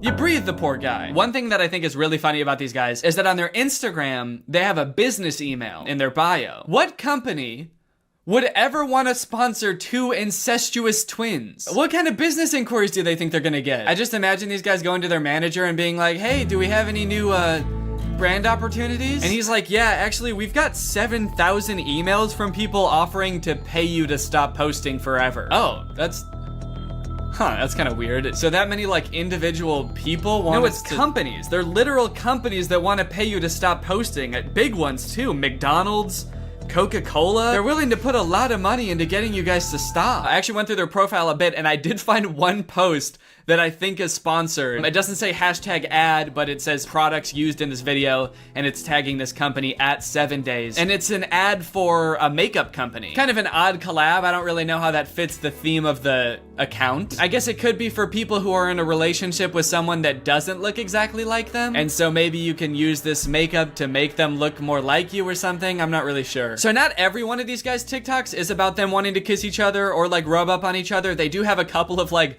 normal TikTok content, which I feel like given all the other stuff is even weirder. Like you can't just post a normal TikTok and act like all of that stuff didn't also happen. You'd think that being an incestuous twin would be enough for the TikTok algorithm, but I guess not. Even these guys have to, you know, branch out and diversify. I guess it goes to show how hard being a creator really is. They've got this prank video where one of the twins puts on like a scissor headband and then rubs fake blood all over him.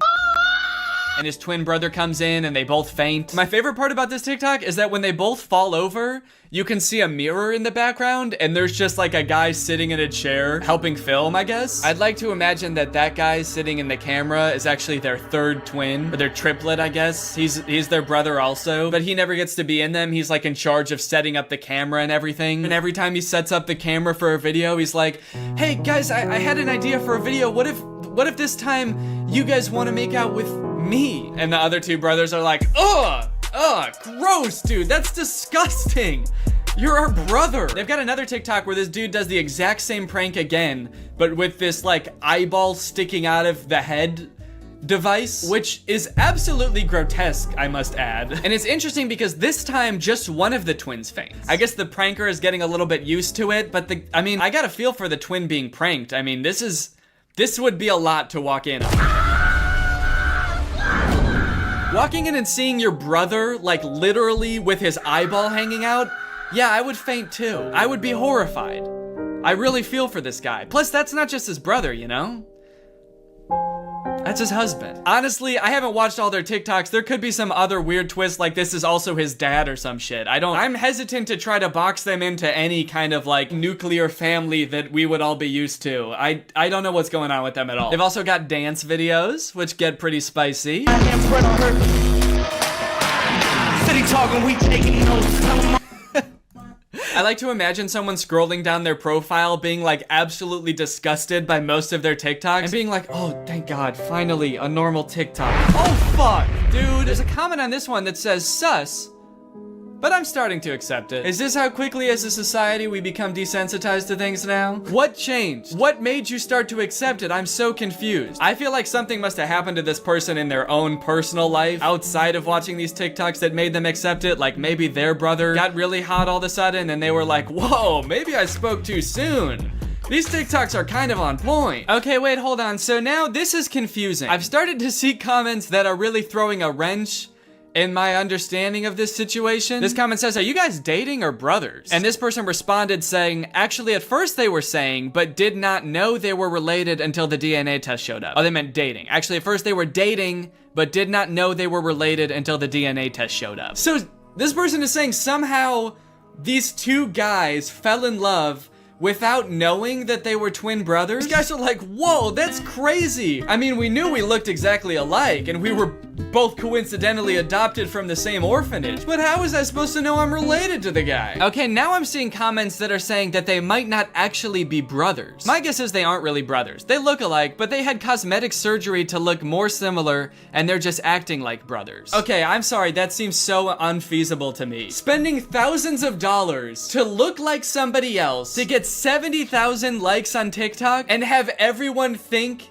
that you're in love with your brother? Okay, this person said they are brothers, and then someone commented under that, if you look closely, they don't look anything alike. I think they just seem like it for clout. Maybe. And then someone else said, yeah, I've stalked them for the past 15 minutes, and honestly, they look alike, but not really like brothers. What? Are these guys not twins? Hold on, no. I've spent the past like 3 days watching these guys' videos. Are they not twins? Do they just look like twins because they wear the same clothes all the time? All right, I've been doing some investigation into the topic. Here's my presentation. Alisov brothers. Twins? Or just guys? Are these two genetically identical humans? Or are these just two guys having fun, having a good time? In this investigation, I wanted to take a closer look at the two guys to see if they really look as similar as I thought they did. One of the tricky things about doing this is they never like have both of their faces right next to each other for comparison, like both looking dead on into the camera, both at the same distance. Kind of suspicious, no? Really makes you wonder. No. All right, let's start with the similarities. The similarities I think are pretty obvious. Take a look at this. In some pictures, their faces are virtually indistinguishable. Look at the noses. This is the same nose. The shape of the nostril, the curvature, that little swoop that makes it look like just like a ski slope. That if you were a little skier, you'd probably just ski right off, whoop, and then land in the twin brothers' mouth because they'd sort of be right next to each other like that. They've got the same eye color. Look at the ears too. I mean, that's like having the same nose and the same ears. What is that? What are the odds of that? I'm not a geneticist. I don't know how much ears vary from person to person, but like, look at how thin like the ridge of the ear is, I feel like that's abnormal. Yeah, I've definitely got a fatter ear ridge there. That's not like a normal, that's not a normal ear ridge thickness. So of course they have the same hair, but that's pretty easy to fake. Even if they didn't, they could dye their hair and cut it the same way. I could shave my head and I'd look just like Jeff Bezos. Does that mean that I'm entitled to some of his wealth? Now let's talk differences. Do the boys have different facial structures? I hope you can tell, but I've noticed in a few of their TikToks, one of them seems like he's got a lot slimmer face. It's very defined right here. This guy's face is a lot more smooth and a lot more round. In some of their videos, I've noticed that their eyebrows look different. This is a makeup one and it's before they put on makeup. Their eyebrows look more different than when they are wearing makeup. This one's eyebrows are kind of a little more curvy. They go whoop. These ones, a little more straight. See that? So there are some differences. After looking at them for quite some time, there are some differences. But does that mean they're not twins? Zach and Cody, Dylan and Cole Sprouse, these are genetic twins as far as we know. As far as today's top scientists know, these boys are definitely twins. And even when they were younger, I mean, you could tell them apart for sure. Like, they had differences. And now they're all grown up, and I'd say they look even less alike. I think that happens to twins as they get older. They, they live different lives, they eat different foods, meet different people. But just because they look slightly different, that doesn't mean that they're not in love. I also wanted to see if I could find any evidence for that claim that they were dating before they knew they were twins. So I was looking that up and I could not find that anywhere about them. The only thing I could find about that was this article, and it describes exactly what that comment was talking about, except the dudes that are named in the article are not the Alisov brothers. They have totally different names, Jason Osborne and Alex Brown. So I don't know if someone just saw this article and like assumed it was talking about the Alisov brothers. Like, oh, that explains it. Okay, case closed. This is an article from the UK, not from Russia. Different names, but it's probably talking about them. I did also email the brothers at their business email. I figure they probably don't get a lot of emails, so I thought I might get a response just asking them if they're twins. I said, please, are you guys really twins? I have to know. And I sent it. And as of right now, I have not heard back. So after that deep and thorough investigation, my opinion, they're twins. They are, I do think that they're twins. Sure, they have small differences in their facial features, but like they look exactly the same. They're twins. But that is not a good thing. That's not a good thing. I'm not happy that I think that. But as I said, that's just my opinion. What do you guys think? Are they twins? Are they really in love?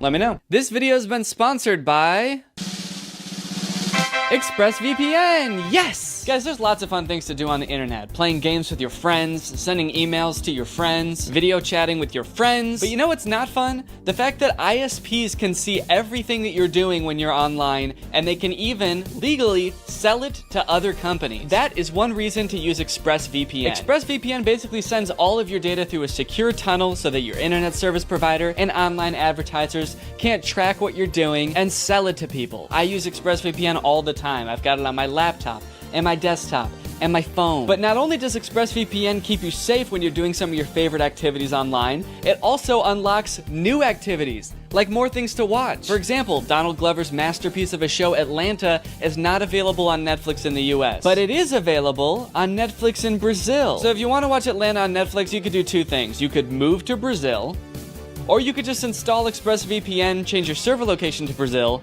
and now you can, and then you can watch it. You can pick whichever one you want to do, but I think ExpressVPN would be easier. ExpressVPN's got the fastest speeds, they've got 24/7 customer support, and they're consistently ranked the #1 VPN by multiple sources, as you can clearly see here. So if you want to find out how you can get 3 months of ExpressVPN for free, then head on over to expressvpn.com/Danny Gonzalez. That's expressvpn.com/Danny Gonzalez. Thank you to ExpressVPN for sponsoring this video, and thank you to you guys for checking out ExpressVPN. Bye, thanks for watching. What's up, Greg, and welcome